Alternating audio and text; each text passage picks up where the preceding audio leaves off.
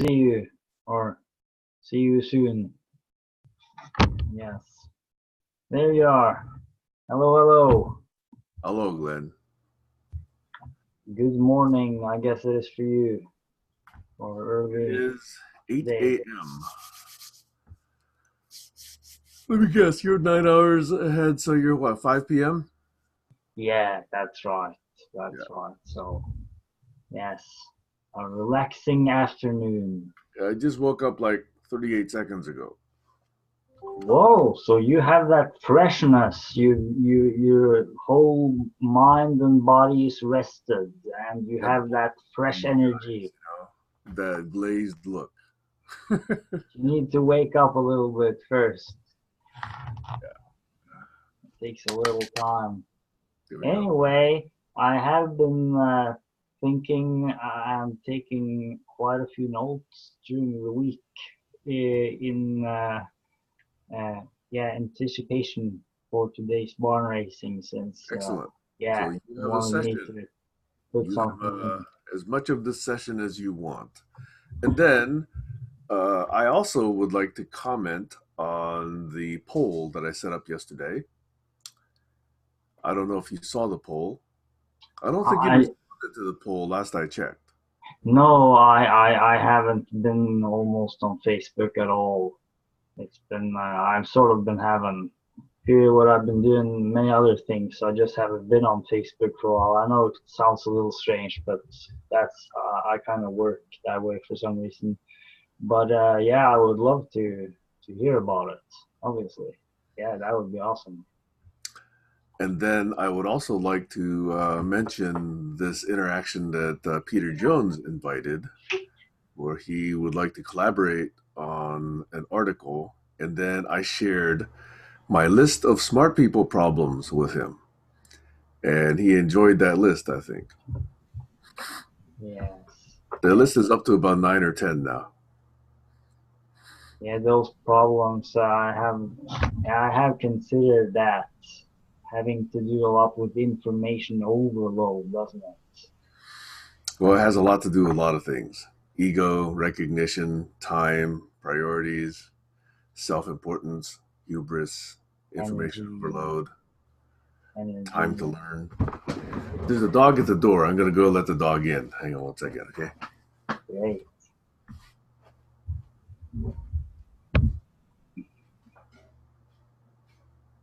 Here, Harry, want to go pee?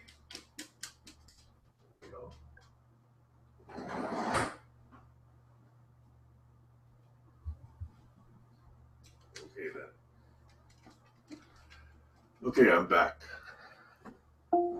Welcome home. I hope you're having a good day. Whoa, the computer is greeting you. See, I don't even address it, and it's already saying that. But See, anyway, Sam, I just want to say I'm just really looking forward to these barn racing conversations, and it's like this is like a lighthouse in the GCC that you're really keeping it burning, and I think it's some really interesting topics that we also touched upon last week, and I wanted to really build on that today, and so I've taken notes really based on those themes. And I really appreciate the feedback, Glenn, and thanks for the support, and thanks for always, not always, but being here and supporting it as much as you can, and I support. can't be here every time, but then I come back, cause yeah, I think it's very Sure. interesting, all of this that we're exploring. Yeah, life happens. Okay, so I know that it is about 4 after, and I don't know about you, but I actually always like discussing things, regardless of whether or not there's a few people or many people, because it's on the record. You know. So hey, somebody just joined. Who is that? Colin has been, yeah. Hello, Yeah, Colin. do some mapping. So how about a brief round of optional check-ins, and then we launch straight into your prepared remarks. Colin says, "Hold on." Sorry. Okay, let me give him a chance to arrive. You guys can chit chat. I'm gonna go heat up some water for some tea. Sorry about that. Okay, I'll be right back. Yeah, no rush. We can start a little slowly. So, Okay. Colin, hope we can get to see you.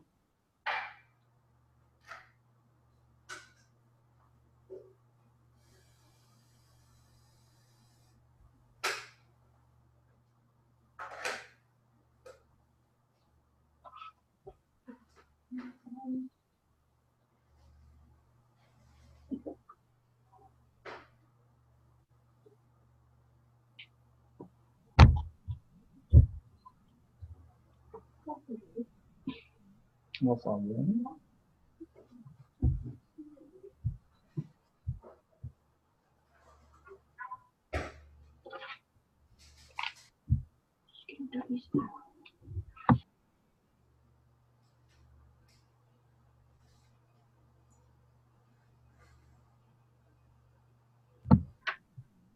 So we are having a little break in the meeting.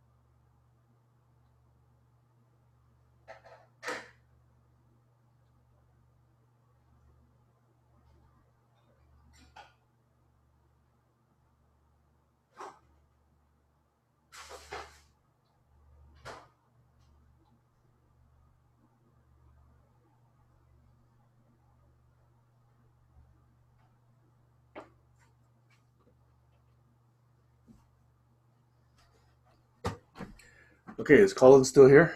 Okay, good. Okay. Colin hasn't come on yet, so we just had a little break. So, but yeah, Okay, so Colin didn't introduce himself at all? no, I haven't turned him No, yet. I haven't. I just got my audio set up here now, and I'm trying to Okay. straighten around. Oh, good to hear your Go ahead. voice, Colin. Does your Go ahead. configuration change every day, Colin? Is that why you have to restore it regularly? Well, Sam, my life is quite a portable situation, so things move around quite a bit. So, and plus, if I had it, as you know, if I would shell out for a USB camera, it'd be a lot easier. But actually, that's not the excuse today. I'm not using the camera. What I'm doing is the microphone. It's a USB microphone as well. USB just seems to generally be one of those type of things that you just plug in and go. And if it's not plugged in, oh wait, I got to plug it in. And did it connect? Oh, and then is it conflicting with something? But it's been working quite well. Like I said, I reinstalled the operating system, so a few things were new. I think you recently did the same thing, so you know. Yeah, I think reinstalling operating systems every 6 to 9 months is probably a good practice. I've really had a long go with doing anything experimental in VMs as well. That helps protect your system quite a bit. Okay. Well, Yeah. we could geek out on this for quite a while, but as you recall, if you recall, I hope you recall, Glenn has some prepared remarks and wanted to take some time to talk about his view of what's going on here in GCC. That's great. So I thought let's do a quick round of optional check-ins, and then let's let Glenn loose. So, Colin, do you have any optional check-in? No, just reflecting on some of the things that I'm trying to achieve realistically, as opposed to the proposals you put out there. See what bites, who's interested. You can't do everything you propose to do. I don't. Some people can. I can't. Elon Musk seems to. Well, I'll tell you what. He's definitely got some fuel in the tank. That's for sure.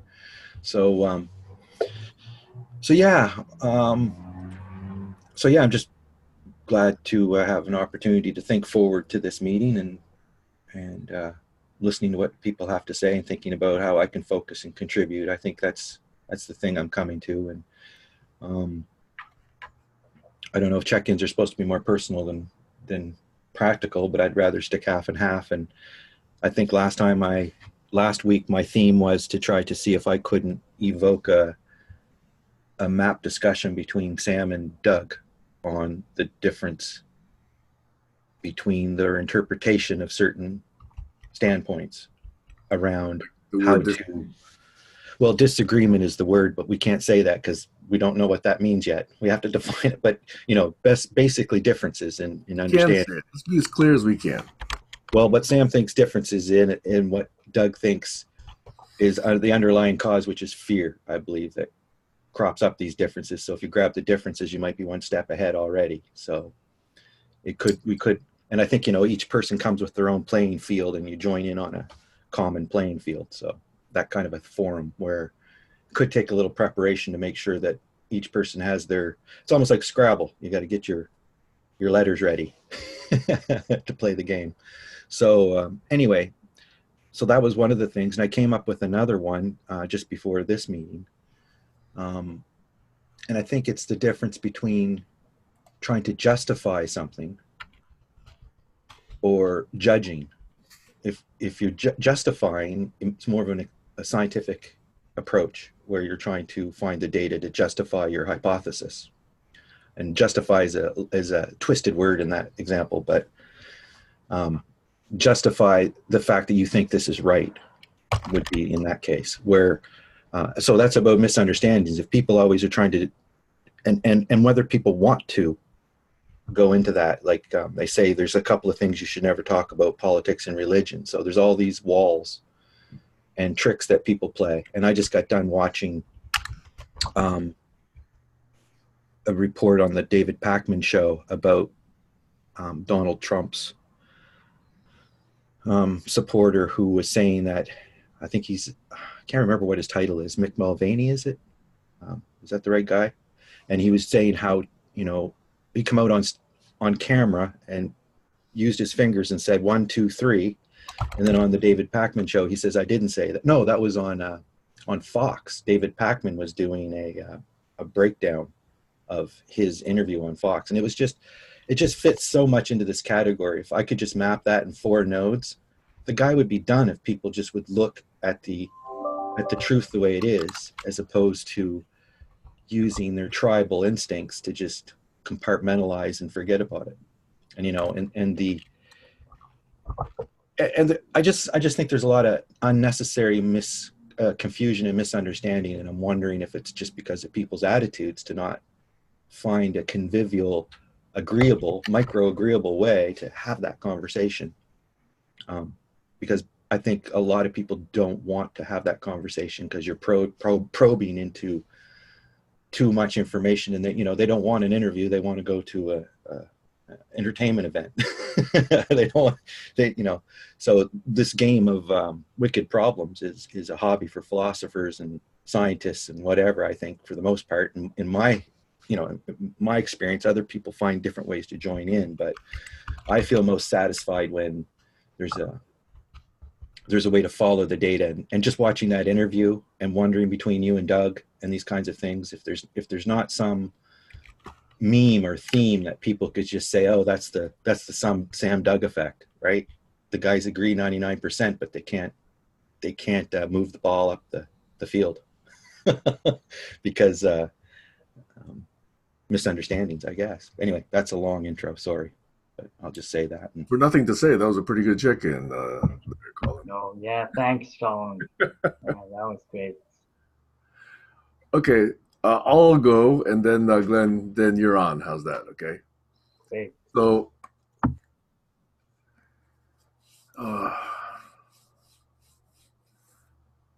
first of all, it's been 2 weeks since I had to say goodbye to Zeus, so still recovering from that. My daughter and I have some very good conversations, and she misses California and her friends, so we're working through that. Still a very good relationship, however. Some things that happened in GCC this week that I thought were notable. I'm just going to put it out here. They don't actually have to be followed up on. But yesterday, I had a late lunch with Tim Anderson, who's one of the group members in GCC, but he's here in Seattle. And he's an activist. He told me about a group called Symbiosis that is very active in world changing and sense making. So I'm going to look into that. He also talked about affinity groups. So I'm going to look into what he means by that also. So that was curious. He and I seem to have a large number of intersection points. So that's why I proposed getting together and had a 2-hour conversation.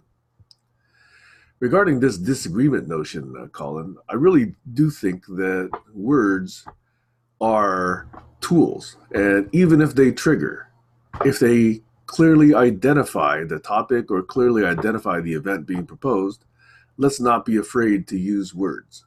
Okay? I think the avoidance of triggering someone is borderline PC, borderline political correctness.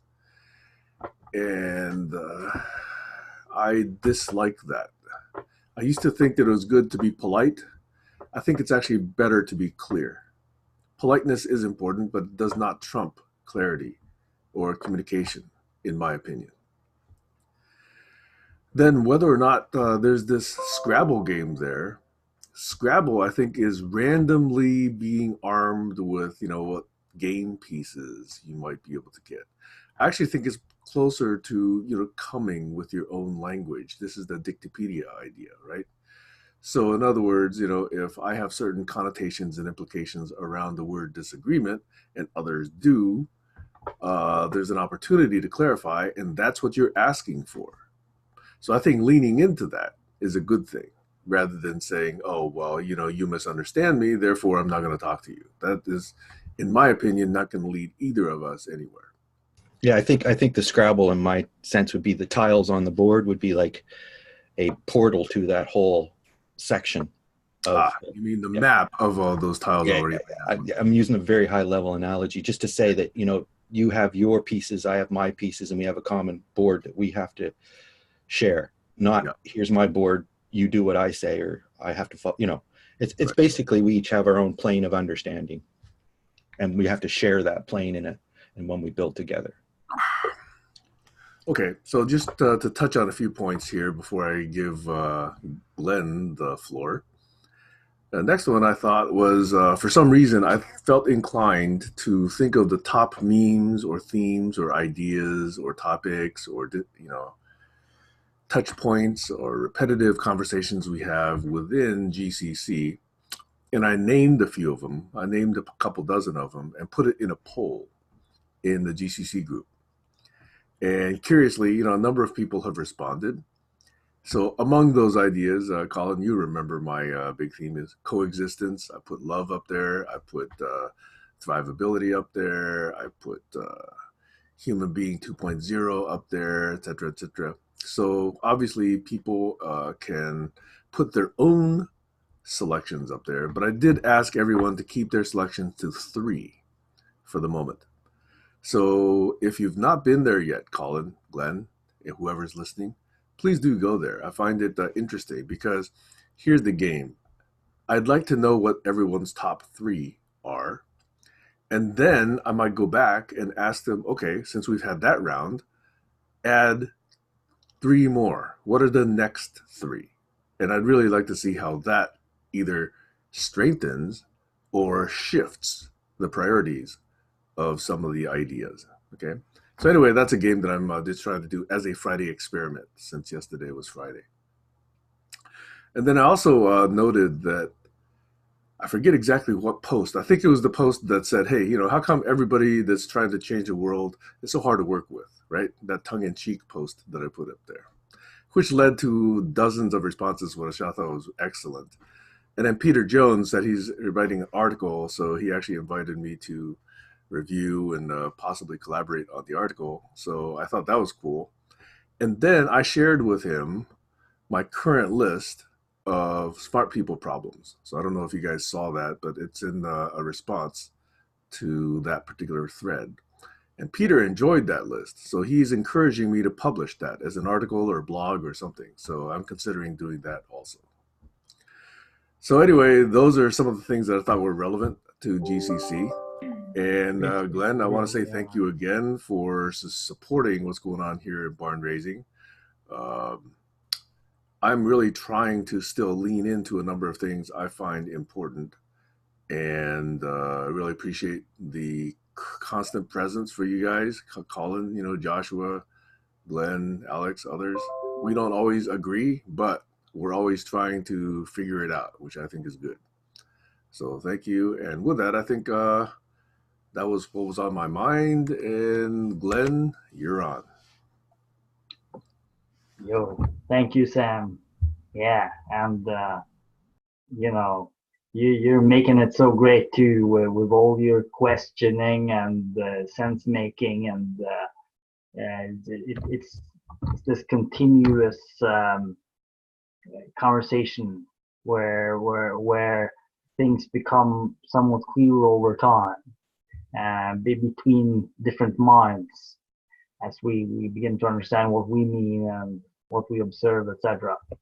So yeah, so first of all, today what I had in mind was that I wanted to do a little analysis, which was inspired by last week's barn racing and many of the big themes that seem to have emerged with the GCC conversations over several years, and then that we can basically just think together around that.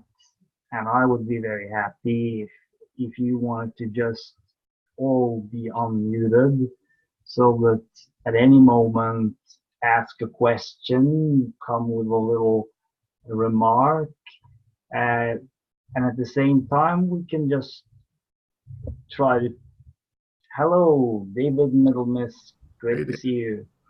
So we're just doing a little bit of an introduction here, and I was just saying that today we've had a little round of check-ins and we've done been talking around that, and I have a little kind of analysis or exploration that's been planned.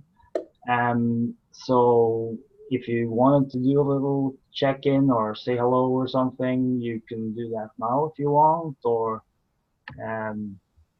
it's Yeah. Otherwise, I can continue. Okay. Okay, so a So little bit of background. Last week, I did another version of my "What are we doing in GCC" outline and thoughts. So Glenn got inspired, so he asked for it, and we are now in his segment where Glenn exposes and exposifies, whatever the word is, his notion of what are we doing in the GCC. And let me also mention, and then Park, we had you and I a little question in one of the sessions around this notion of God and unconditional love. So I don't want to dive into it right now, but I want to park that and say at some point I'm willing to do that if you are. Okay, but this is now Glenn's segment of the show, as Colin calls it. So I'm turning it back over to Glenn, if that's okay. yeah, great. Yeah. So Hey, so so Glenn, one more interruption. You did invite everyone to keep their mics open, and I just yes. wanted to apologize in advance that if I do that, you're going to possibly hear dogs barking at times. So I just wanted to Yeah. warn people that might happen. That's no problem. Yeah. I think the So invitation is to keep it more open for interruption, right? Yeah. But exactly. keep it flowing, yeah. Well, for I was thinking of the word interaction. Well, So that's active listening, and just yes, make sure you keep it on track so that you tell us when we're off track, and let me get back to you at the end. I'm getting there. I hear Sam do exactly. that a lot. Yeah. And we sort of we're patient and we just, but at the same time maybe we really try to just is really focus on the most essential. And okay, well, I mean we'll figure it out, but we can also have fun with it. Yeah. So Have you we run through can. it? Have you run through it once to see how long it might be? Well, I have run a little bit through it. Yeah, so Okay, cool. I have a How kind long of do you an think it idea. might be? About what's a half Well, hour? I have something prepared, which maybe I could go through in 15 minutes or 20, but maybe it turns out that you have questions underway, so I think it would probably stretch out further, and then we will have more of a continuous interaction as we go through it. But I'm obviously gonna then uh, make some well, there's some notes, some ideas, observations, so you then continues the theme from last week. So I think it's going to be really interesting. So what I was hoping was that we can really explore that and really figure that out and really try to make sense of what this is, and then uh, I have done the document that I created in Evernote, so I can just Oh, then cool. go through this document and use this, share the screen. And then if we then get some really good ideas that we want to add, then obviously I can then add that during the conversation so that we also then create an expanded version of that document during the conversation, which would be the Yeah, hope, obviously. it'd But be then we nice to have an also, outline there to put in the chat for Sam to capture as well, if you have it. But if it's just in OneNote and it's in pieces, that might not be so easy. But and yeah, everyone with, can write anything you want in the chat, obviously. without further ado, Glenn, and what is his vision and his view of the GCC? Over to you, Glenn. Okay, since you asked that, I can actually begin by saying something that I wrote down today, which was exactly that vision. So, my vision is people gathering together for learning, for thinking, for co-visioning, for co-experiencing, for sharing and uh, contemplating together, and then over time for designing and becoming a new way of being, one can say, which would be this idea of a new way of being us differently, better, a better way of coexistence, which is well, also this general theme. and that these groups, they can build knowledge together, and we do it through conversation and through listening and through also contemplating these things between the conversations and deepening these explorations so that it doesn't become just superficial, but it can become very deep over time and very, very rich, and it can become a body of knowledge. So that I see kind of what these conversations are as an opportunity to create new kinds of ideas and frameworks, but maybe also old ones that can just be simplified or simply even find the best ones. So, and obviously there's many ways we can go with it. So, but that's basically, yeah, Sam, go for it.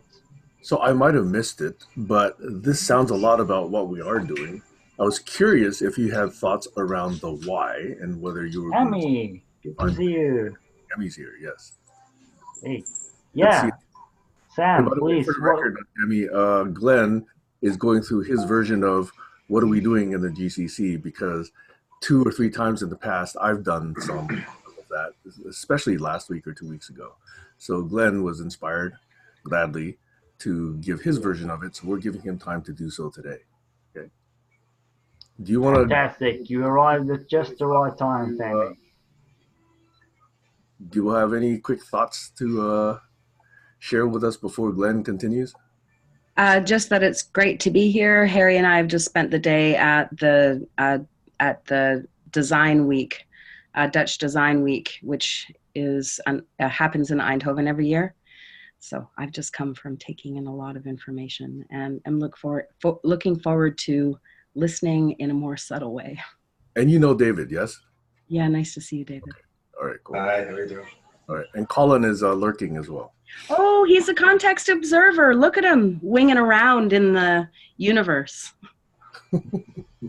Yeah, I thought we agreed less than 6 squares you'd show the people's icons. But I'm working on getting things set up with the camera here. But while Glenn's going, it doesn't really make much sense anyway. So Okay, so sorry, Glenn, for the interruption. You don't have to be sorry because I should mention that I want everyone can have their mics open if they want to. They don't have to, but they're invited to do that, and anyone can interact, ask whatever at any time. So it's totally open in that kind of sense. But so I just got some things that I wanted to go through, and we'll just see where it goes. But I really wanted to try to make it a questioning, learning session where we explore some really interesting ideas together. So I was just asked this question about a vision by Colin. What's the vision of what, for example, GCC could be, or what conversations like these could be, or the barn racing? And then what I wrote today was vision, people gathering together for learning, thinking, co-visioning, designing, and becoming a new form of life, and becoming a beautiful form of life, and maybe even a spectacular form of life, which eventually or would truly unite and work well and could then possibly be scaled to the whole world. So it would then be a kind of a knowledge of the people which could create new kinds of communities over time and new kinds of ways of being together and ways of coexisting, which is this theme that Sam's been really contemplating for a long time. So all of this today is inspired by last week, many themes that Sam went through. And so I've been working on this Evernote document that I thought I would share. So anytime, just throw in a question, remark, whatever. So if that's fine, should I just go to the document and dive into it? Yeah, and then we'll just take it from there. Yeah. So I will then do screen share.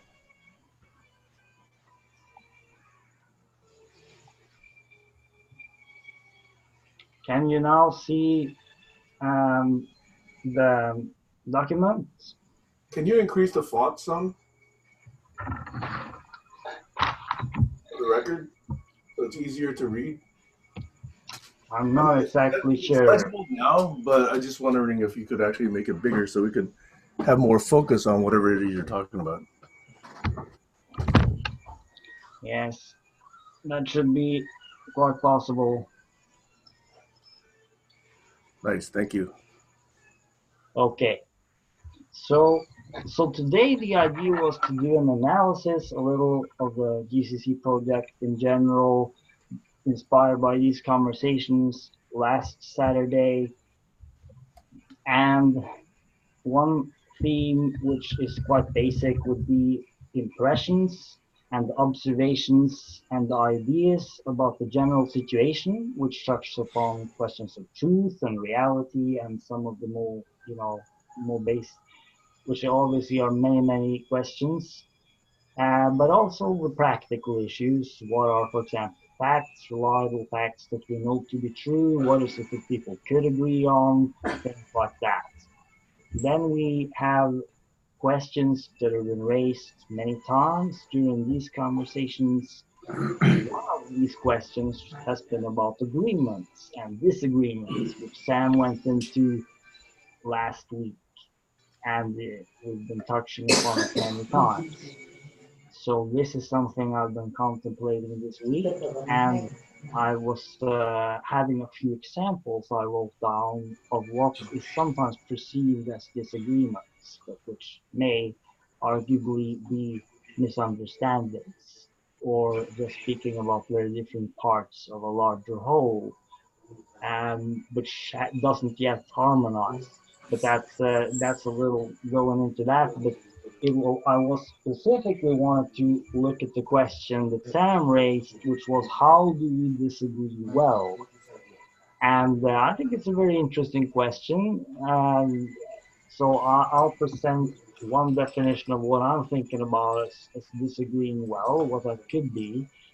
And based on all this, perhaps we can then come to a vision for possible conversation-based learning networks with towards a more harmonious coexistence between people and a better quality of life in general, with potential global impact. That would be the long-term big vision. Um,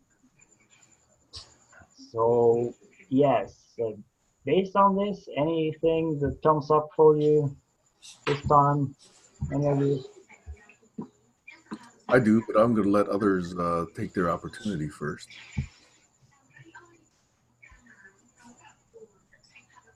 So I think it's good to go a little back and forth, maybe. Okay, all right. I seem to think. I could continue. Yeah, go for it, Sam. I like it. I like the overlap, and I like the general coherence and support. And what's really interesting to me is where you spend your time and priority thinking. Like, for example, if I say co-visioning, that to me is one of the big three themes. And for me, it comes through in what you say as conversation-based learning networks working towards a more harmonious coexistence between people and a better quality of life in general with potential global impact. So I'm really curious how that and other people's visions strap together or bounce off each other or merge together or become bigger soap bubbles, in this co-visioning activity. So I appreciate you putting yours down. And co-visioning was, of course, point number one on Sam's list. So, and that's included in point 3 here, obviously, just as you say. I mean, that's the part where we co-vision these futures. So mapping yours and mine, I think, is going to be an interesting exercise. I'm just putting that on the table for the future. Thanks. Okay, I'm done. Yeah, I like it too. And I was going to add more to my notes on what you said for your intro, but I just left it as your words. And what I was going to add is that I think a lot of the ideas we have do overlap, and we have our own way of saying it. So again, we're back to semantics. and how do we make a picture so that we all feel like we're saying the same thing, as opposed to trying to restate it and have other people understand we're saying the same thing, where we are. And it's interesting, Sam asked for 3 of 5 things on that poll, because we all have different focuses, even though we may agree on all the 5 things we want to do. I think it's important to realize that people have a higher level of skill in other areas, or more of a passion, or more experience, or whatever it is. Some people can check all 5, but I think it's realistic to think that, you know, it's good to have the idea to focus. Maybe that list of 5 isn't right, I don't know. But definitely suggesting possible answers to these questions. I'm thinking, in my sense, when people are coming up against, like, what does the word disagree mean? So there could be, you know, if you don't know how to explain what you mean by disagree, like if Sam and Doug were trying to search for common terms, you know, you could suggest possible answers to those questions. Like, these are the 3 definitions of disagreement. Do you guys agree one of these that you're going to move forward with? And when is the nuance when it takes on a different kind of a meaning? Because I think that's like, in these conversations, a large part of the quality could be gained, as long as we have the same kind of a vision or a prototype that we're working on, where the language, you know, when you're working on science things, when somebody says this piece of the software is called this, it may be a funny name, but everybody knows exactly what that means when you add 1 to it or whatever, as opposed to, you know, being something that you find out at the market on Saturday. You know what I mean? So anyway, I really like that. The questions, I think, are very important, and being willing to answer questions and ask questions. I think other people have come across that too in this group. Stacy Druss is one that's big on questions and questioning, but I'm interested in following up on the questions and seeing where they lead. So anyway. Yeah, let's do that. Really, go ahead. That's really good, Glenn. Well, that's what I hope we can do. So yeah, okay. Well, I can just then go a little further. So I will say a few observations which seem to me to be truth as solid. So let's say that from the general impressions of my whole life until now, these are some observations which seem to be very solid, that there doesn't seem to be any doubt about it. And so it's kind of a few things that I've written down. But maybe we'll discuss it and look into it. We'll take it any way we take it.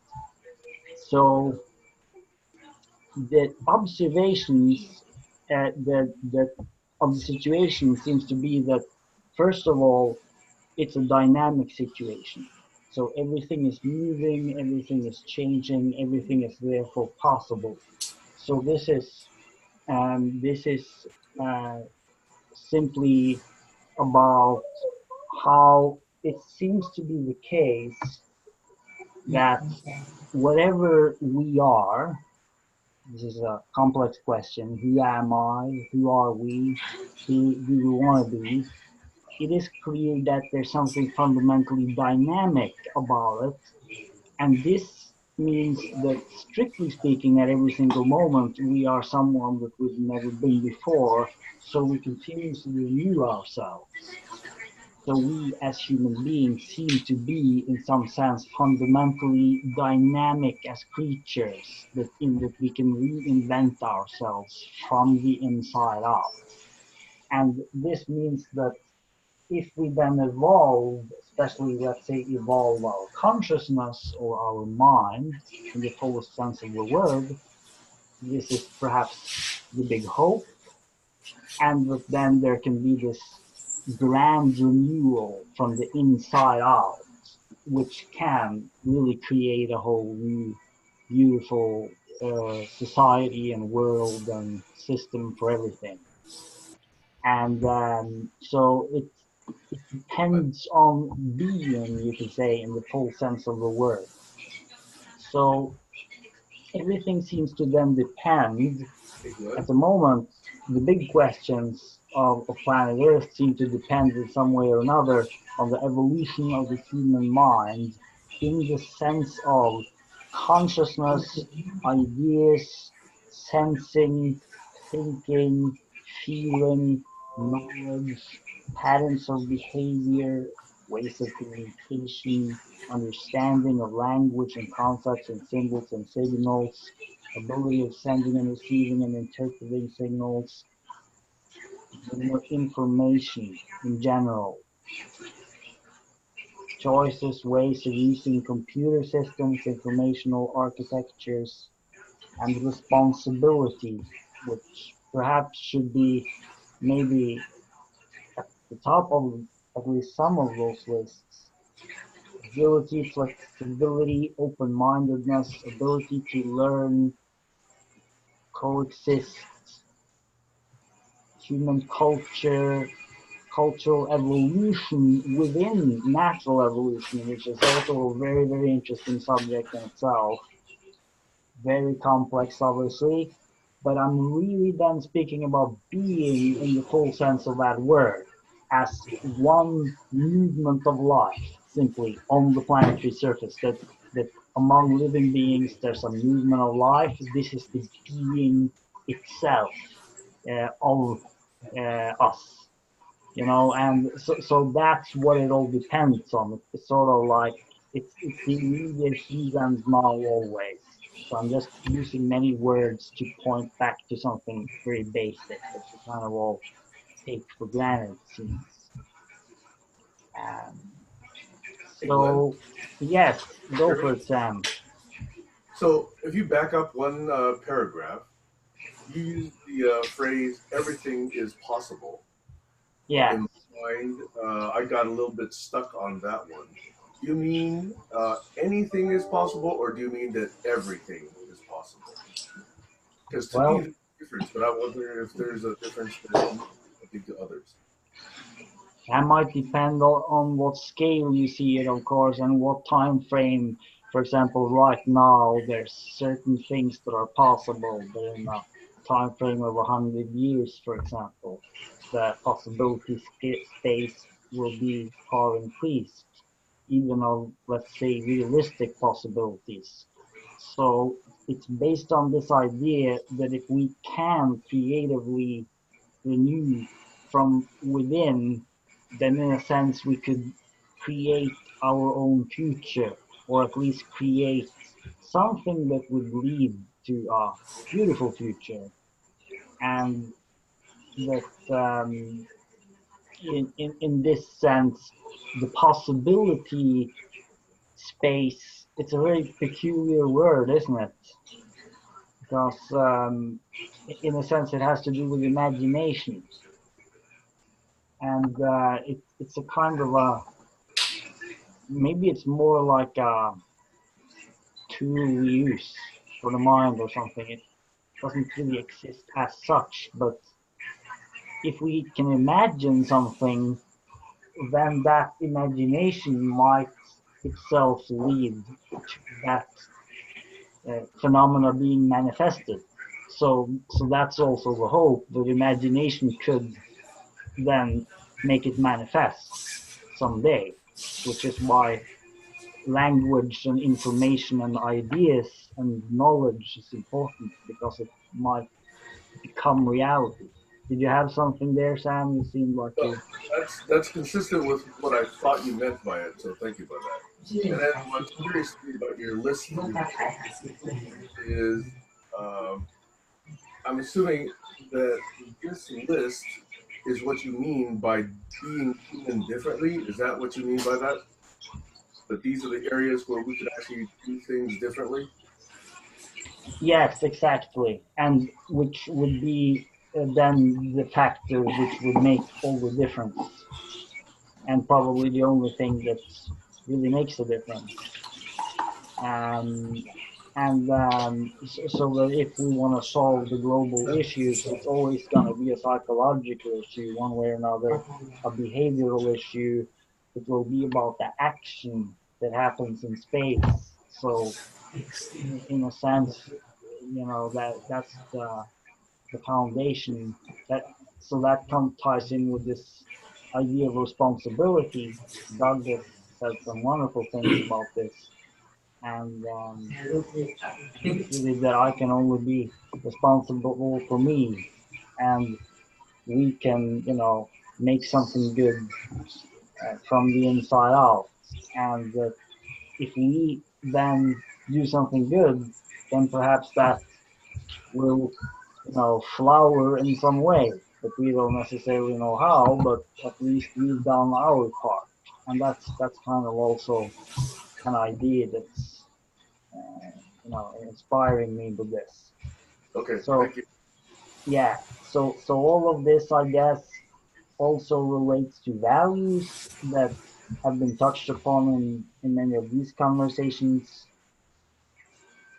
and that human values are also then shared with words and symbols, and also through music and art and poetry and expressions, and we signal what we care about, and that depends also on our being, which is continuously changing.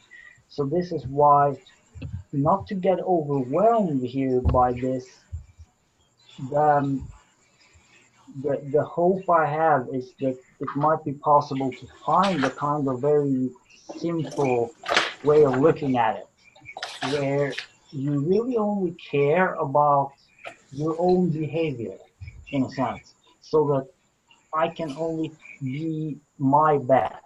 And that's an idea that you talked about, Sam, and I think it's a really interesting idea, that if I can really be my best, then something good is probably going to happen.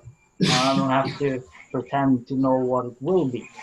And at the same time, I can be agile and change the approach as many times as it needs to be and continuously learn.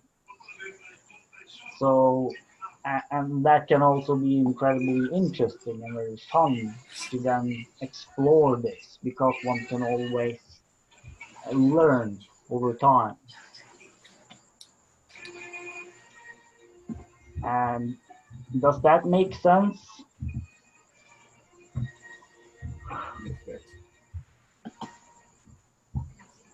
So, okay, so if I'll just go onward then. Last week, Sam presented a model then for how barn racing calls could be structured with co-visioning, sense making, co-creation, agreements, community of impact, and action on collaboration opportunities.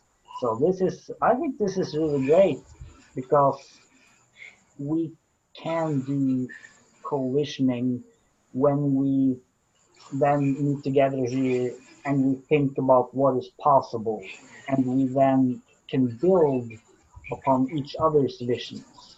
So this is something we've done a few times, and we can probably do it in very, very interesting ways. So that's, you could say, is a field of possibility that we can join together in co-visioning sessions, where we can really build very beautiful knowledge together over time, which could then eventually become manifested. So it's more like,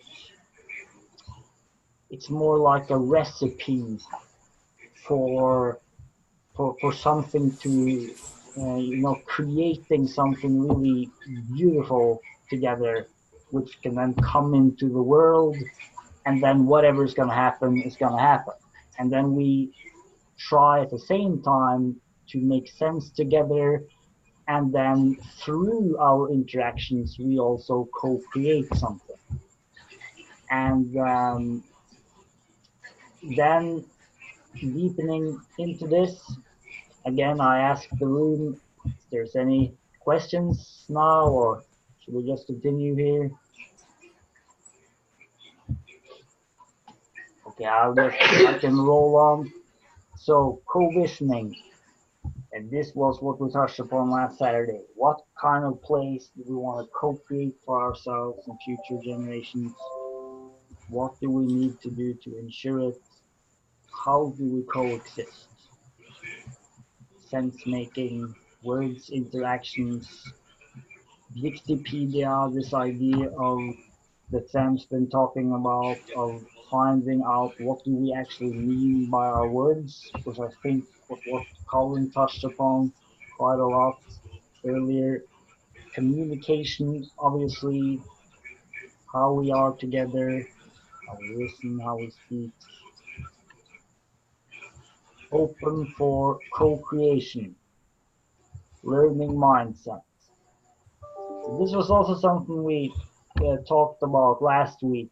For those who weren't here, or Sam, he had a lot of thoughts about this, and this corresponds to this idea of agility and being willing to always renew one's understanding and to continually deepen it. I guess to never really pretend that you know all there is to know, because obviously you don't. So you could always be wrong, and you probably always for sure will be wrong. So this is all based on what Sam presented last week: scientific method, wonder, observe, hypothesize, test, verify, refine, and iterate. It's a beautiful process that's described of how we can work together to really form knowledge that's solid and that's helpful and that assists us and can really bring out the best for us in many, many ways. And so we obviously have a very big possibility today because of the internet to really have a new kind of science together.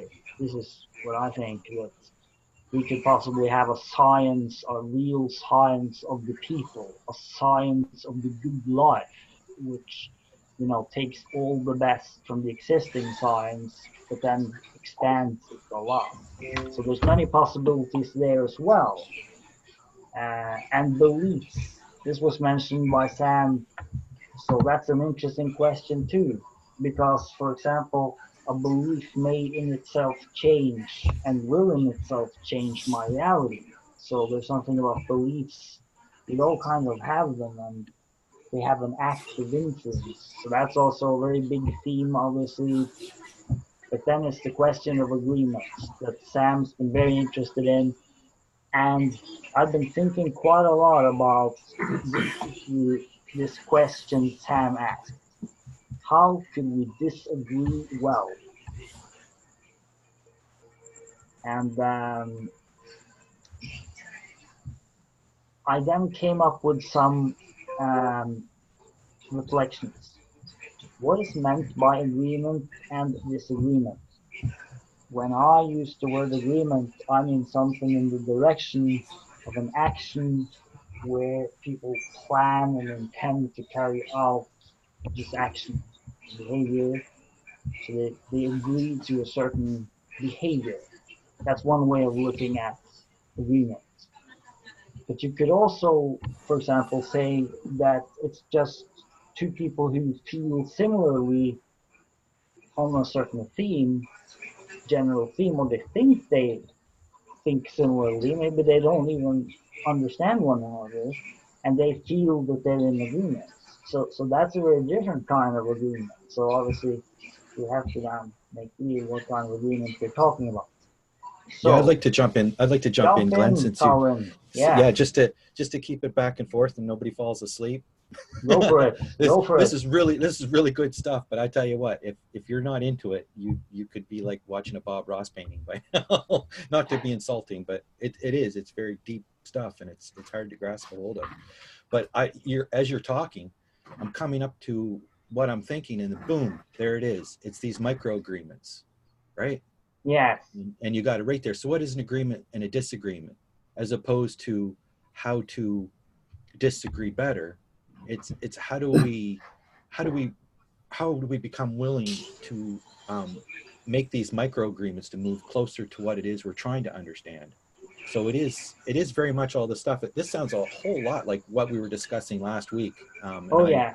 I remember coming through this particular flow and getting to the point where I thought agreements was, one of the key things, these micro agreements where people can say, okay, well, let's sit down and attempt to find out where we disagree on that. And that's, again, where I push again, can we do a little experiment with Sam and Doug around that? It would be Can I very add interesting. something to this point right here? Go for it. This is one of my favorite points, and I don't think I've actually described it this way before, so I'm actually doing something for the very first time. To me, the reason the word agreement is not very triggering and its impact enabling and empowering is the following. I have my mental model of the way the universe works, or the way civilization works, or the way I work, or the way things flow, right? You have your own sense, and that's in what's called your mind. I have my mind, and right now those are not physical things that we can actually manipulate. However, in that mind, there are objects. You can call them entities, you can call them words, you can call them ideas, whatever it is. There are things in that mind that you associate with other things and have different behavior and have different connotations on, different emotions on, whatever. So I have a notion of a house, I have a notion of love, I have a notion of freedom, I have a notion of other things, okay? To me, an agreement is nothing more than simply saying, this object in my mind is similar to that object in your mind, okay? And that to me is an agreement for us to go in conversation and say, oh, you think about love this way, I think about love this way. And in a sense, that's mapping those objects in our minds. And the more we do that, the more we understand how those objects behave and interrelate with others. So for me, that's why I get triggered when other people are triggered by the word agreement. Because for me, agreements are actually inspiring things, they're curious things, they're enabling things, they're empowering things. They're, ways for us to get coherence, ways for us to get resonance. So I think that these things in our minds that get mapped to each other through conversation or through thinking together or through communication or whatever else, to me, that is agreement. And this agreement then says, oh, that thing that I thought mapped has a little bit different behavior now than what I thought it had. Okay, and that's an invitation and a lean in to try and discover more. So I just wanted to add that flavor of my understanding of agreements to this conversation. Okay, so thanks for letting me do that. Over. Yeah. And just to play on the active listening here that's going on, I also think that those different terms and worldviews are like the different game boards each person has that they bring, their worldview, their understanding, and there's not only an intensity difference between what some people may think in a certain area, think politics or religion. There also that's an intensity where the more they believe it, the more intensely they disagree with you. That's so there's not just here's a fact on an intensity scale, and besides that, there's also an onion layer effect where simply I mean this, but with a little nuance I mean this, and then you can get quite a complicated and as you know, language is that way. So yeah, very, very much trying to find the agreement, but trying to find what you mean by what you're agreeing to. Yeah, that's an iterative thing, and you have to be open, because how often have you been in a conversation and somebody comes back and said, well, you said this, and then you say, well, what I meant was this, and they say, well, that's not what you said. Well, let's agree that I'm not trying to deceive you. Let's I'm trying to be kind. I don't want to get into an argument with you, but please let me tell you what I mean. And they say, no, you can't tell me what you mean now. It's too late. And it's like, okay, well, that's sabotaging the agreement process. Anyway, so there's different shapes. There's different intensities of what a word means, and there's different onion layered shapes to how deep someone's going to take you. A kid will ask you why. Watch the Richard Feynman thing on why, and you get a good laugh out of that. Anyway, David, you had something. Yes, I take a great offence at the word agree and agreement. I take a great offence at it. It's a terrible word. Basically, it comes from a root of money lending.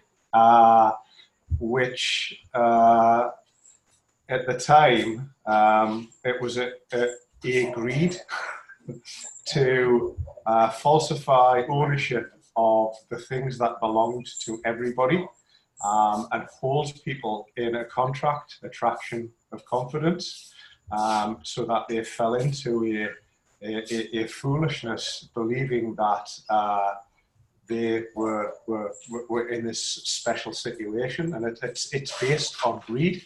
So agreed is agreed. That's why when one person doesn't state their greed precisely, the other person said, well, my greed doesn't sound like your greed.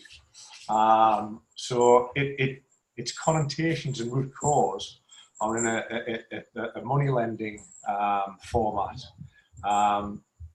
Basically, I think William of Orange coined the term when he got into debt over the war with the Dutch, I believe, and the Flemish wars.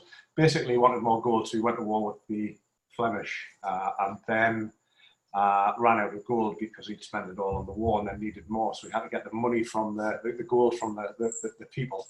So he went to the money lenders of the cities and said, how can we do this? So basically, what happened was the money lenders said, oh, we can get the gold to flow in, but you'll have to come into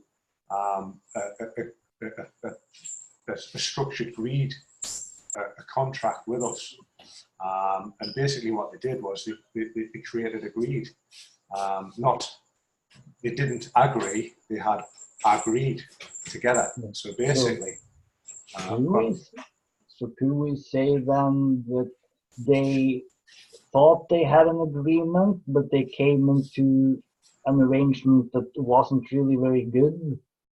So then some would say it's, bad agreement. Well, basically what it was, it was agreed that they would... there was no gold in the coffers. That was the first promissory note. So they created a promissory note based on empty coffers, based on a war. And that was the first time that people sort of legally and legitimately had agreed. And they said, well, how can we keep the gold flowing in? So basically, we had a deficit so that every penny that there was a penny of debt, or every pound that there was a pound of debt. So it was based on a lie. It was based on a war. So all agreements are sort of chosen greeds that people have started to carve everything up that was free in the world, creating a greed over it. So its root cause is not a very good one. So unless we cleanse it and change that energy, agreed is agreed. And that's the old paradigm, and that's what's causing the problems. So we've got money. Sorry, go on, Stan. So. Yeah, that is interesting. I'm sure Sam will have a very different understanding of this word. Yeah, I do see now, as you're speaking, David, that it does come out of some legal terms, but there's also an alternate definition, which may have been derivative, which is the lack of contradiction of opinion. And that's also prevalent. And by the way, I don't really care about words. I care about what they signify. And if a better word exists, I'm more than willing to do it. On the other hand, when most people use that word agreement or disagreement today, I believe, it is my opinion, because I've gone through this my entire life, with it not being so steeped in legal framework. So we can have agreements about going to the playground. We can have agreements about, toothbrushes. We can have agreements about how we conduct relationships that have nothing to do with a legal frame. So words go through etymology and go through different usage. And true, if you really want to use the etymology to get triggered, that's okay. Let's find a better word. But it is the case, in my opinion, that 99% of the people that use the word agreement don't attach themselves to that framework. And how about this? Oh, sorry, Glenn. I was just going to say that, I feel much need to share, because this is a perfect example of the onion. And where did the onion layer start as far as, etymology? But, what if the first guy that used the word agreement was agreeing to share food, and then some lawyery banky guy, who we could call a con man today, says, hey, there's a good word. I'll go copyright that word. So maybe the person who invented the word agreement wasn't the guy who used it for greed. So, you know, and that's how things get changed, flip flop back and forth, and people, like you say, own. And I was thinking the same thing Sam was saying. Can you come up with a better word than agreement? And what do you mean when you say agreement? Like, I can see why you're triggered from that story about the word agreement, but does that take over the whole meaning of agreement for you? And I think that's where you bring your game board, your term agreement, and I stop the fight or the disagreement by saying, well, that's not what we're going to say about agreement. I think that, you know, you have no proof that was where agreement started. That's where it first got documented. And if you know anything about history, it's written by the victors and the lawyers, not the people who came up with the first ideas, probably. Yeah, exactly. Tammy has her hand up, by the way. Tammy, go for it. Well, what I'd like to contribute is that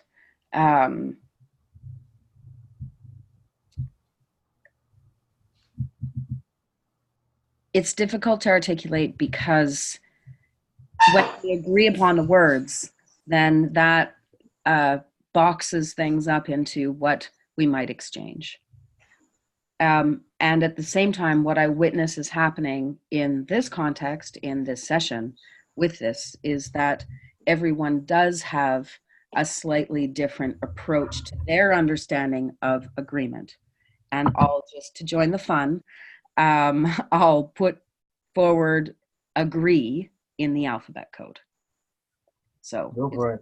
It's a 5-letter word. It has a fundamental resonance of energy.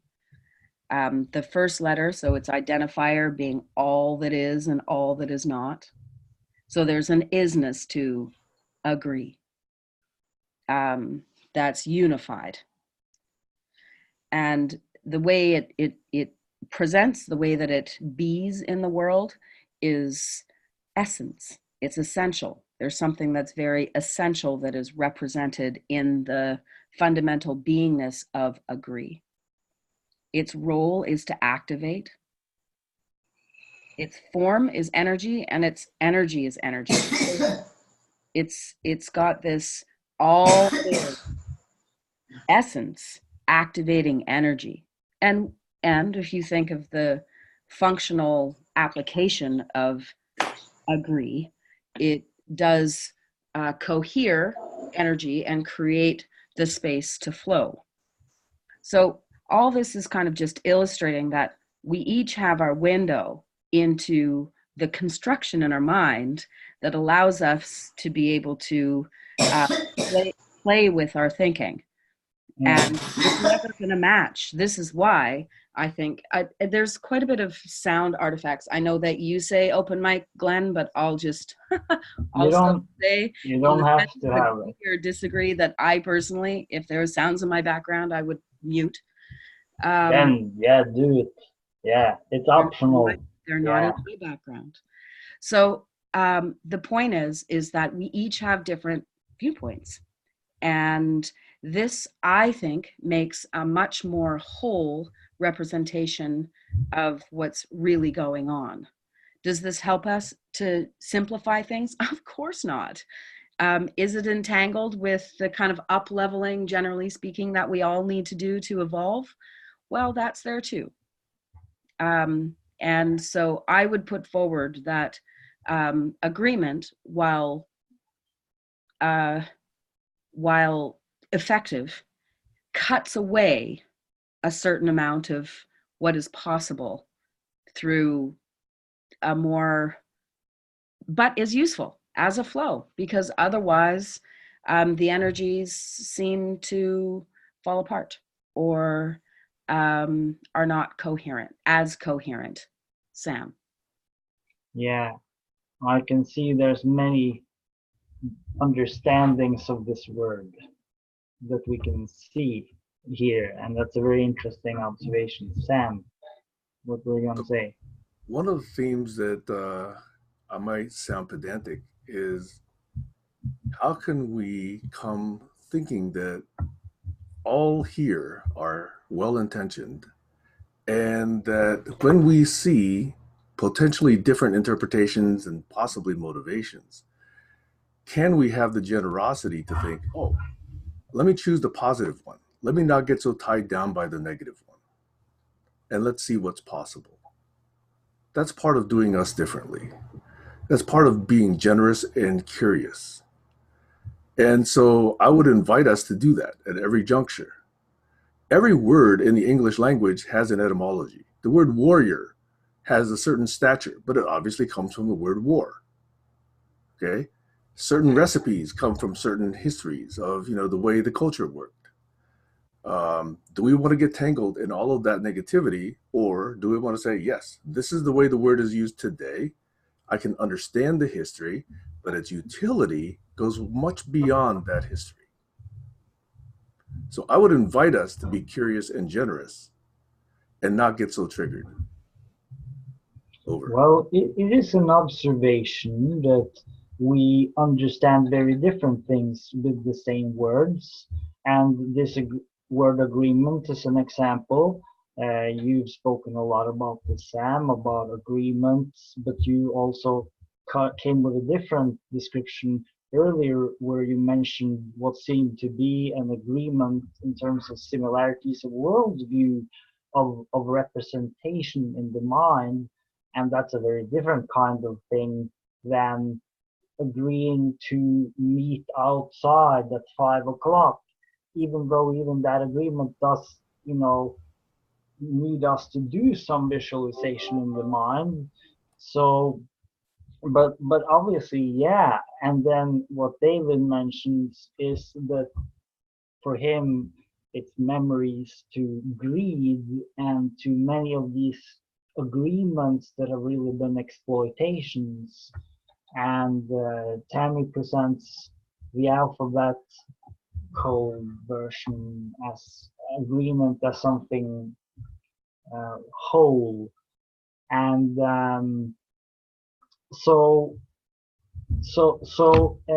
this is an observation. So what I had prepared, actually, I think it might be interesting, is that I just wrote down some examples and I just wanted to first go through them and then ask a question. But first, David, yeah, go for it.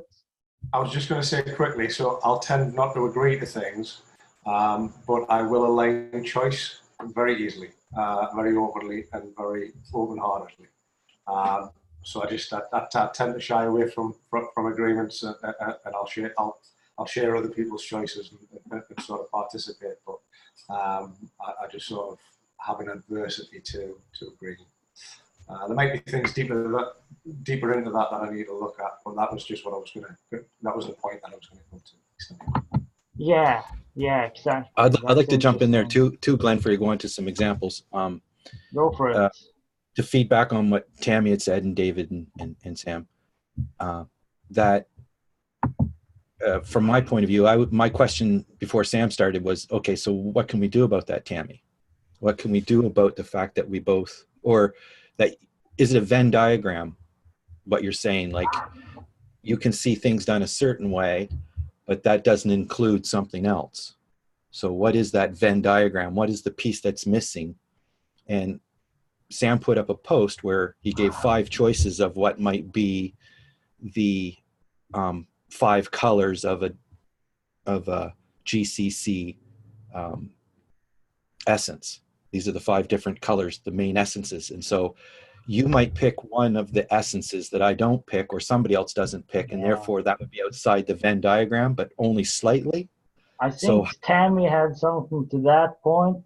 So yeah, let's can she just put that in and then you continue? Well, but when I'm done making the point, because it's not about the fact that we are disagreeing, or if I'm saying she may have disagreed with something, but I'm not sure. So if I was going to map that out and put a new definition, or Tammy's definition of what that means, or David's definition, or Sam's definition of what that means, and see which pieces are aligned and what is the actual onion layer that we're playing today in the game, because we can't play them all. We can't play 17-14, where the word agreement came from. I think that was a red herring, although very interesting. It makes me rethink where the word greed maybe putting the A on the front of it helps it a little bit. I don't, sounds a lot like greed if you think about it, right? So anyway, go ahead. I'm just thinking, how could we make that game board to include the different points of view without nullifying the other person's point of view, and possibly saying that is very valuable. For example, the alphabet tool is an interesting tool on Tammy's, center of gravity of where her contributions are. So that sparks a whole new energy into other people to think a new way. If you were a painter, it might inspire you to paint something different, or a writer, you might write something different. You might say every word, every letter is empowering, and every letter, every word has essence. But if you play around with these ideas in a flow, you can really stimulate some things that might be missing. And I think that's what she was saying, not that she's disagreeing, but that, without having the variety of energies, then, you just become too scientific. This is cold and everybody's going to fall asleep. If you don't allow people to contribute while we're talking, then, the lecture gets boring and people drift off. So I think that's why, a good conversation has people jumping in and back and forth and lifting each other up in the meaning of what they're trying to say, which is, again, meta, what we're doing. And not to repeat myself from last week, but I think if you have the right mindset, a lot of this stuff is quite obvious. It's just how do you keep track of it so that you don't continuously I think that's what we're trying to move towards. And what I'm afraid of, the people who agree the best are the people who just smooth it over into a great big pile of allness and oneness, and it'll all come together. And it's very hard for me to go to my side of the Venn diagram of the science side and bite my teeth into that. Although I do appreciate the art side of it and the fact that we are global citizens. It's like, how do we build that Venn diagram and be okay about it and use it to our advantage instead of saying, oh, you're wrong, you're outside of my zone. Anyway, sorry. I think those are the questions that we're really trying to understand better. So, yeah, but Tammy, you had something. Oh, just the point that it wasn't a disagreement. What I was stating is that there's a fuller representation of reality that is expressed and then received differently by different people. And I gave the example of the alphabet code as another lens to add to the pile that we're piling up in the middle here. Not to make any other thing less than or wrong. No, not at all. In fact, just the opposite, that there's an entangled version of reality that's deeper, richer, and more dimensional than we currently have the science to describe, but that I personally experience in these conversations through a lived experience. Yeah, thanks for mentioning that. I think that's just true. And I think it's a source of the obviousness too, where it's obvious to Tammy and I that might be what she means. But if somebody wasn't being so generous, then, how do we get those ideas represented in this project game, this layer of the onion? And I think it's with that, it's one thing to say everybody has something to say. It's how are you going to appreciate and try to coexist and bring that in? And that's the difficulty, because, what's the word? Politicians do it all the time. They let you talk, but they don't really, what it's called, a false agreement, bad faith. That's what it is. They discuss in bad faith. They charm you that they're listening, but then when it comes to doing anything, they don't do anything. So, they're just basically giving you space to vent. So I don't want people just to have space to vent. I want them to be recorded where they want to be in the context to give it value so that it is recognized. And what's the tool to do that? Because to say it is obvious and easy. To do it is extremely difficult because it's all slippery. Anyway. Yeah, Sam, let's. May I add two small points, and that is, then we're going to. Despite my tongue-in-cheek nature of this statement, I often do say, and it is true, English is my second language. I don't grow up with the etymology of the terms that I use. I note the common usage, and that's what I adopt. And if some of that has zero negative connotation to me or implication or insinuation to me, but it does in others, I'm very, very willing to learn about that and adopt new terms or create them. Okay, so that's point number one. Point number two is, while we are here, and as long as we are leaning in and exploring each other's differences, like puzzling through the alphabet code, for those of us that don't know it very well, or puzzling through the etymology of the term for those of us that weren't completely aware of it in the past, and possibly puzzling into, hey, what is enabling, what is empowering by this sharing of objects in our mental models. And oh, by the way, I do think that fundamentally that is exactly what it is. When you agree to go to the grocery store, you both have that in your mental models of what you're going to do the very next moment. Okay, so that's why I think that reshaping our understanding of these things by mutual curiosity and generosity is the way we do us differently. But if we let these misunderstandings or misusages or different usages, or dare I say disagreements, compel us to lean back, then we're no longer engaged in that mutual learning. And that's what I'm trying to highlight as how we do GCC and how we do us differently. Over. So you seem to be simply saying then something that many of us are saying, that those moments which sometimes are called disagreements are opportunities for us to grow. And this Absolutely. That's a point that's been made by so many people, and it's such a good one. And it's somehow it's not changes. Discomfort, people. It's an invitation. Yeah, it's always an invitation. It's always so that's a very very beautiful point of view, because it transforms the situation. So I wanted to get to some examples, because I just thought that our exchange here, we really just presented them many different understandings. Yeah, Glenn, you have a half hour left in your 15 minutes, okay? I absolutely. Yeah, I was going to say, let me take another 30 seconds of that, because I think the mental model is the clue as well. I think it's what gravitates for me, and leaning in is required. If it's not worth discussing, then there's no map to be made. And so not only the leaning in, but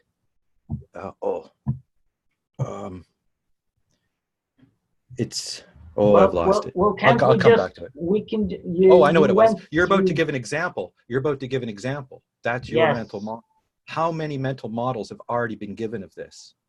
And are you just going to confuse it, or do we have to say each person comes to the GCC barn raising now with their mental, because what I call it is a prototype.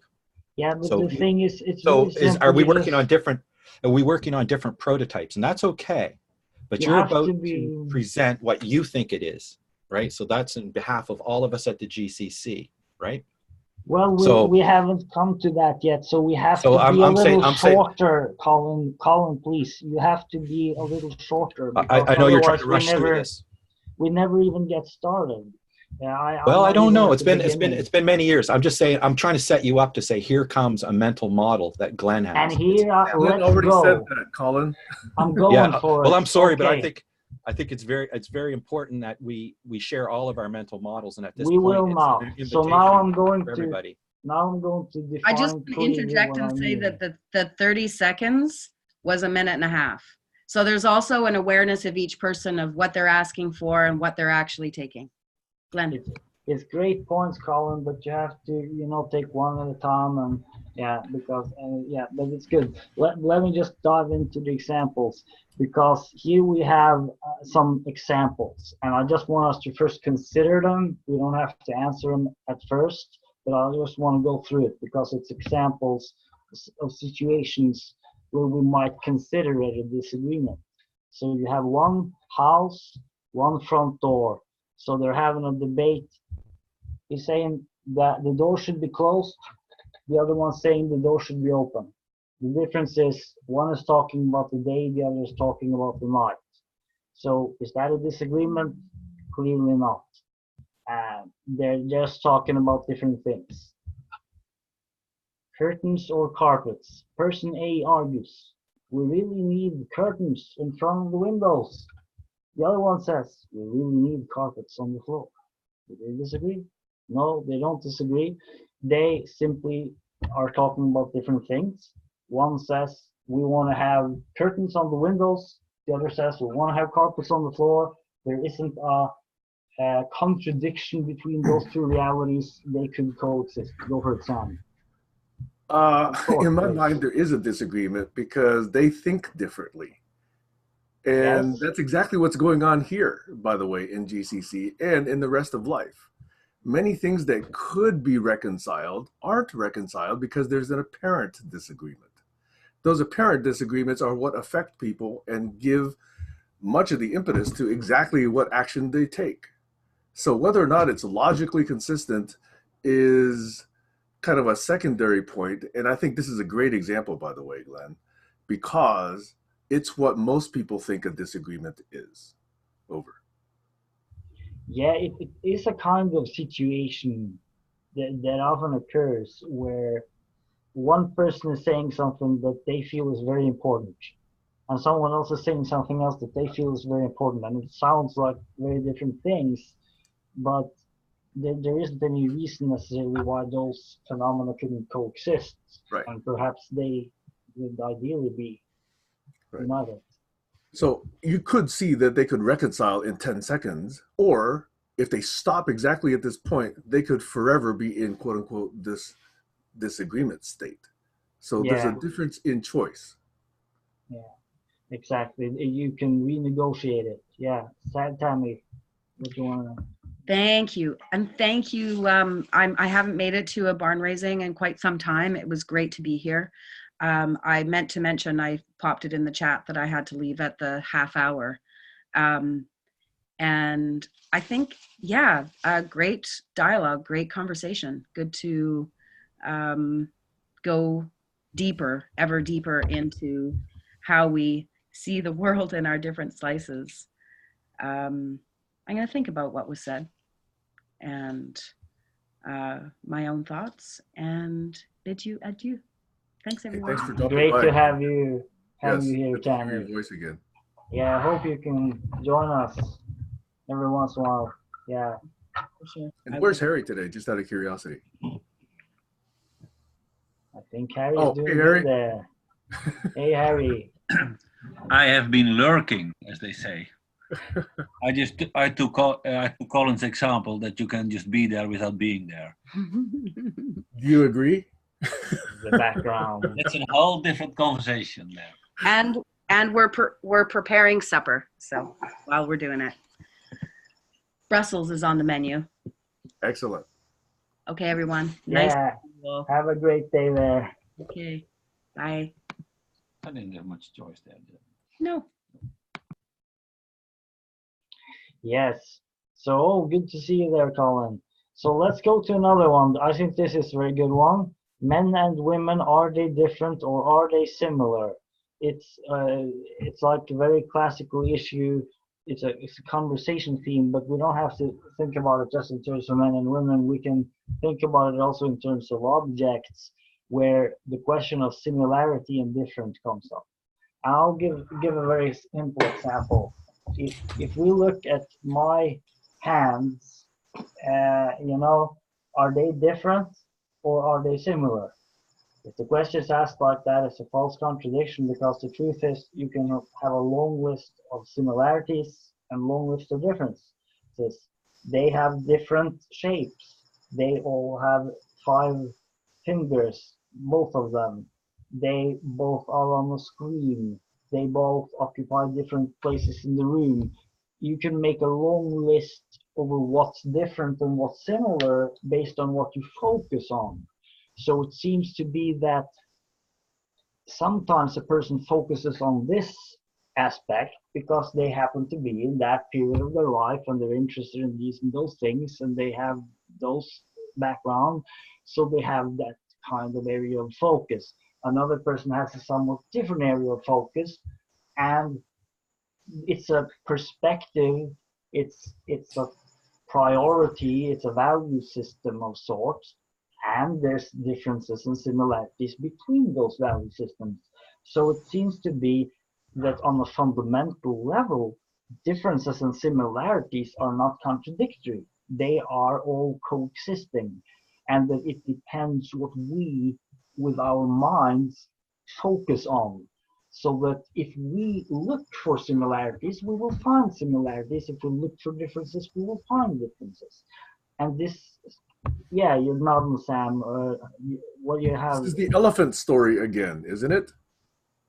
Of course, exactly, it is. And justification versus entitlement. You know, when people interpret things, well, when they interpret what was said and how the history went down, and oh, you said this, and so basically, history is a confusing game of entitlement. And should we use carpets or should we have curtains? Yeah, you know what has happened before and how we speak about it, and it's like we all see one part of the issue, and there's always fundamental differences. And yeah, Sam, what do you think? Glenn, the similarity for me between this example and the previous example is always what I imagine happening in the next 20 seconds.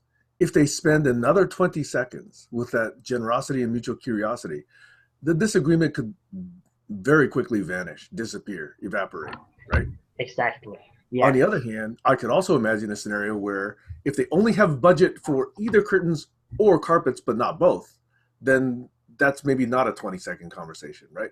But at least without knowing more, it's potentially a 20-second or 10-second or, you know, whatever conversation that would basically eliminate all that tension. That is what I find curious. That is what I find whether or not we really want to hold. That's an interesting one.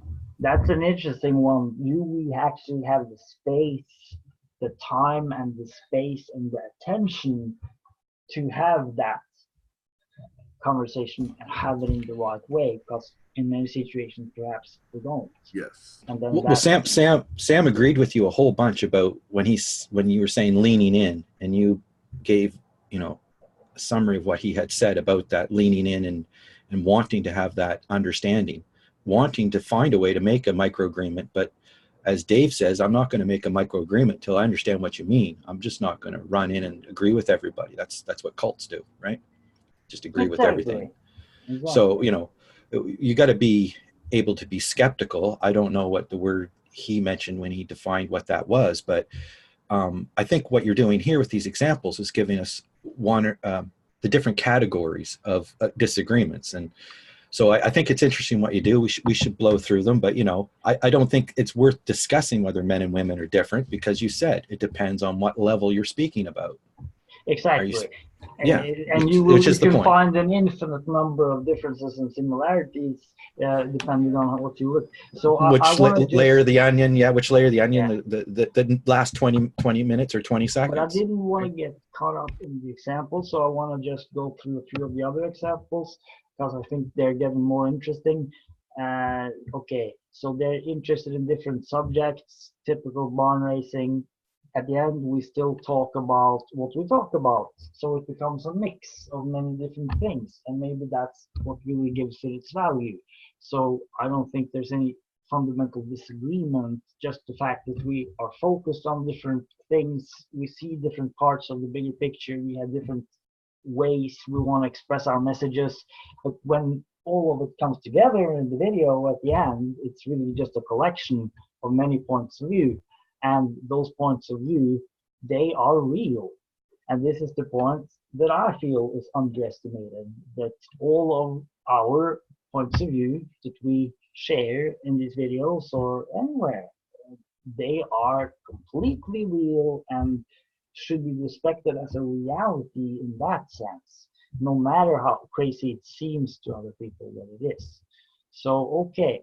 So let's take this one. This is one I'm interested in. Belief in God. A, he believes in something called God, and B doesn't. Yeah, Sam, go for it. Oh man, I thought the example you just skipped over was an excellent example. The one about people, you know, A, B, and C, and D, and whatever. I thought that was an excellent example. Unfortunately, if you're managing your time, you'll go to the God one, and I don't want to. I can go a little back. I love this conversation one. I do it. Yeah. Let's just go back Yeah. to that one then. What do you like And about I would like to reiterate as well that I can see beside each one of these bold points, you could have like a conversation where people are leaning in. The God one might be an example where they're leaning away from each other. You know, you might have these different essences of the flavor of disagreement. You know, you're trying to give different examples. So just to say conversation and then give like what is the little meme there beside conversation, an example of people leaning in with just different things to contribute. That's why, you know, Sam is saying, I think.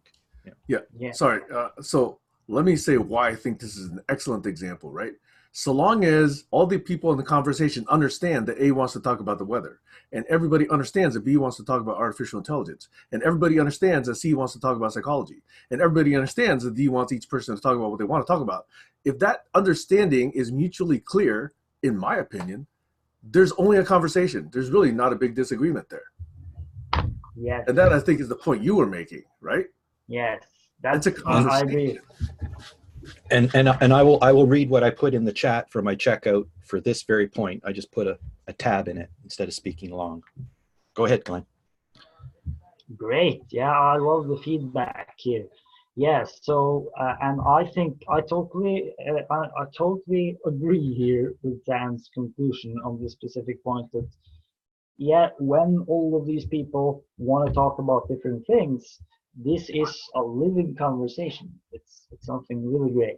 It's just the way it should be, and there's no problem in any way. So maybe, you know, at the end of the day, we don't even need these words. And maybe, you know, like David almost does, he almost doesn't need them. And maybe I even feel that way in some sense, but it's interesting to still explore the associations, and you don't have to be dependent on it. But I wanted to look at this example because I think it's super interesting. A believes in something called God, but and then he doesn't mention this actually, so I should have a parenthesis because he doesn't really express this point what he means by God. From his point of view, it's an infinite, eternal super intelligence which is incomprehensible for humans, and yet is the ground of all existence that we know it. And under certain conditions, we might be able to be in contact with it in some kind of way, which might be what's called prayer or meditation. I should have an added. And this would be something where the all of the totality would be perhaps referred to with the name God. B is a strong disbeliever in something called God, which B understands as a kind of old man with a long white beard who's living in a throne in the clouds and micromanages everything that happens on planet Earth, special interest in the humans. And also B considers prayer to be asking this guy in the clouds to, you know, make things happen for us. While, for example, A would consider prayer to be a way of mobilizing the inner powers to give strength and inspiration to, you know, have a good life. So are they in disagreement? This is one of the big issues, and in my opinion, they're not really in disagreement. They're talking about different things. And B, by the way, isn't mentioned here, but B believes also that we live in an eternal world, and believes maybe in something called the multi-universe. And another question I might throw out them to make it even more spicy is, do they actually mean the same thing? Is God and the multiverse two words for the same thing? So, Sam, go for it. To me, the vital question is whether they've shared their mutual understandings, whether B understands A and whether A understands B. And if they haven't, then there's a latent misunderstanding or a disagreement. But it also depends on whether or not they intend to act on their understandings. See, if this is not going to affect what A or B do together, there doesn't need to be a strong disagreement, right? But if it actually would drive the course of action differently, depending on whether A's notion holds or whether B's notion holds, that will eventually come out. And that will eventually make transparent that latent misunderstanding, that latent disagreement. So even if they think there's no disagreement and they say, oh, you have your notion of God, that's fine. I have my notion of God, that's fine. And they mutually agree that, oh, let's just, hold different notions of God. Okay. If their notions of God will affect and influence their mutual coordinated action together, then it's going to, some people dislike this word, manifest at some point. And then it will be, in my opinion, apparent that that misunderstanding or disagreement would have been good to lean into at the moment that it was identified. There's a distinction here about how it affects behavior and how it affects being. Could we say that we should have clarity right when we're sitting together, that we really understand what we mean? Not necessarily. It's a function, in my opinion, of whether or not that's likely to influence what you do together. I have my notion of art. You have your notion of art. If that's not going to affect what we do together in this space, it's not necessary to identify that and make it transparent. That's very interesting, yeah. If we collect $1 million and we want to allocate 20% of it towards, inspiring artists, at that point, it will become a latent, apparent misunderstanding / disagreement. And then we can lean into it at that point, which I would welcome, and that would be suitable. It's not necessary that we do it now, for example.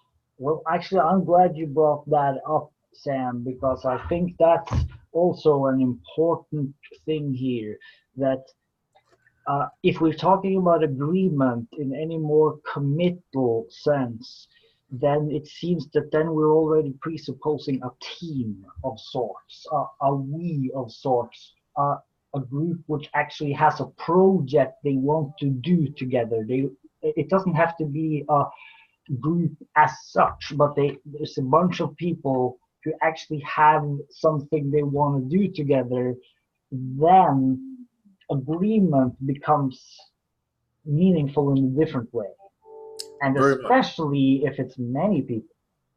Yes. Because if you gotta coordinate, agreements coordinate mutual action or joint action, and to the extent that they empower that joint action, they're useful.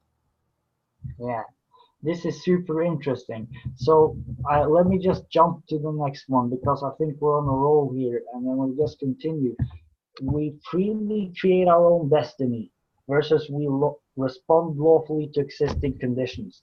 According to Ken Wilber, this is interesting. I remember he once said that he believed that the fundamental value system of the political left and political right had the difference that the political right was more centered on from the individual person creating the society, while the left was focused on the society creating the individual. So it was really just a different direction of the same mutual influence between an individual and all of those around, where the totality of that interaction is perhaps what we would call a society. And so let's say we have these two people. A believes each person creatively shapes their own destiny and shapes the world around them by their choices. A believes that the internal world influences and conditions the external world. Therefore, personal responsibility is the prime value of A. B believes that each person's choices respond to the environment, that they're being shaped by the environment, the external world influences and conditions the inside of them and everything. And B believes therefore that a fair society and support system for the individual is absolutely necessary. You need to have fairness. And I should wrote that fairness is a big value for B. And then there's a C, and I'm definitely in that camp. In this map, believes each person creatively shapes their own destiny in continuously interaction with the environment, which also shapes them, so that the inner and outer worlds are always continually mutually interacting, and therefore responsibility and a fair society and support system for the individual, they are both completely necessary. And in both directions, the individual creates something from the inside out, but there's also external conditions that give something back, and we want a harmonious exchange between the inner and the outer, which then might be perhaps a part of the vision for what we're going towards. So where is all this on the spectrum? Yeah, I think you had something there, Sam.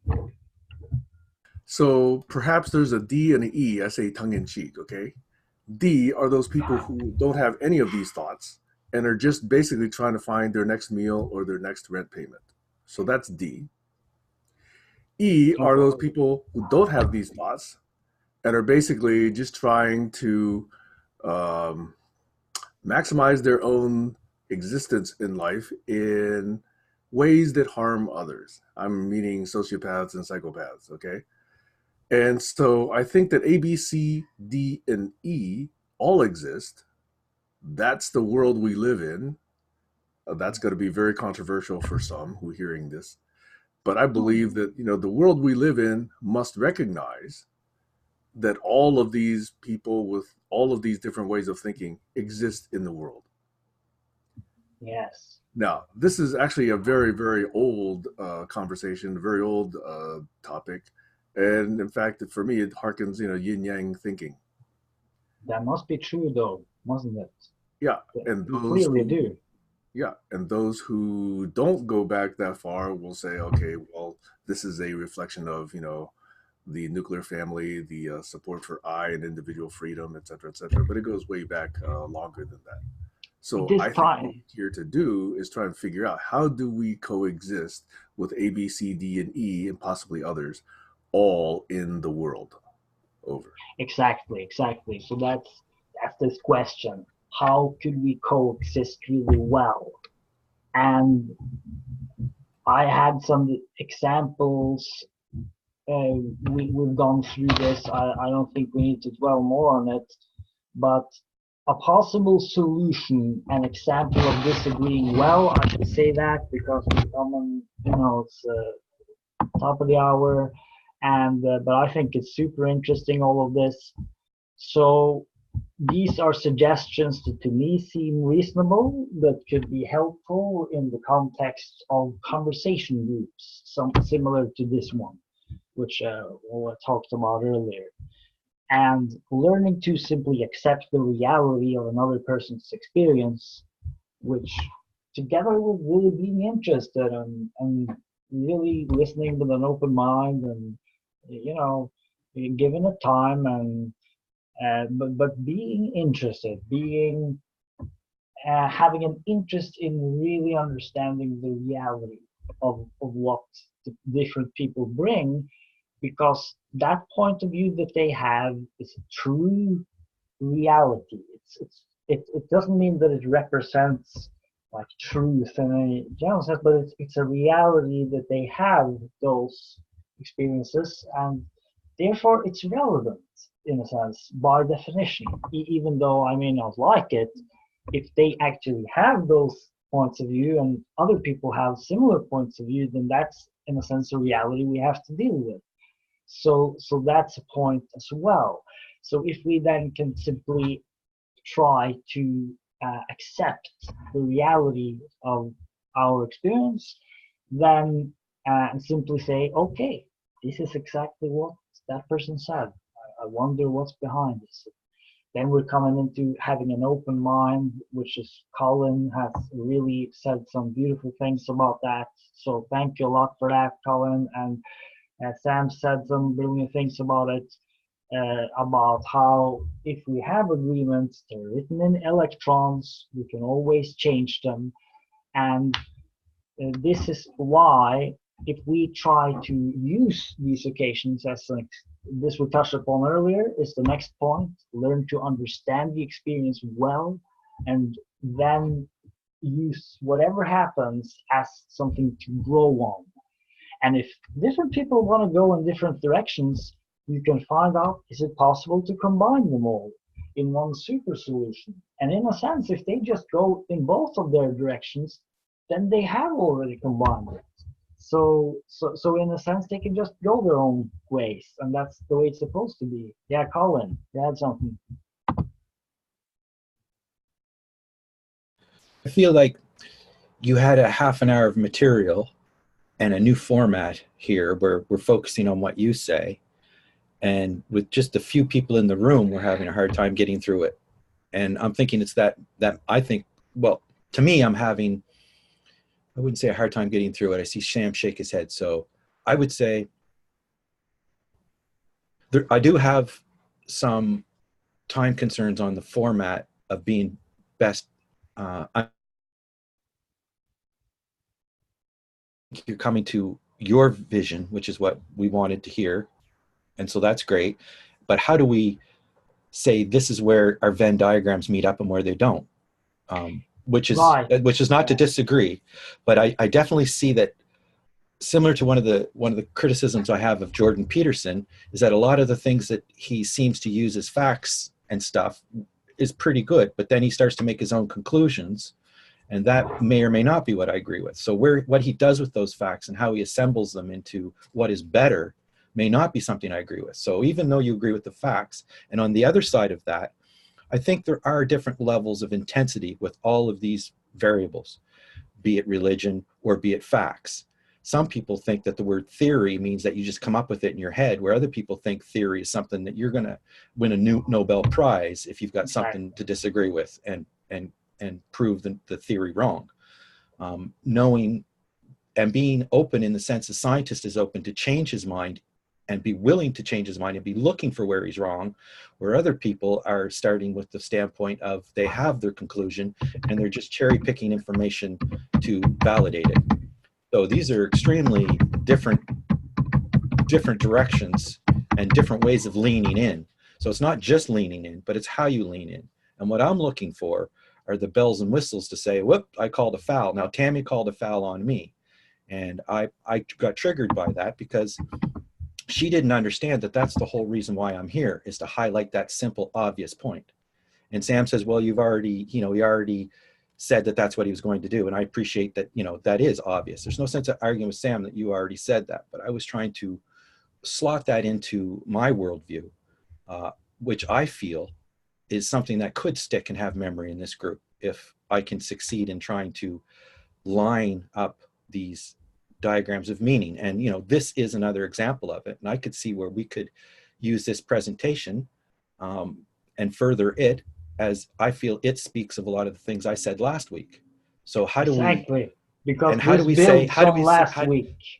Yeah, and how do we say this part is the part that Glenn is going to extrapolate and say, therefore, why can't we all do this? And then I go, whoa, you're going too far now. But yeah, we have all the pieces to the puzzle to play a good game.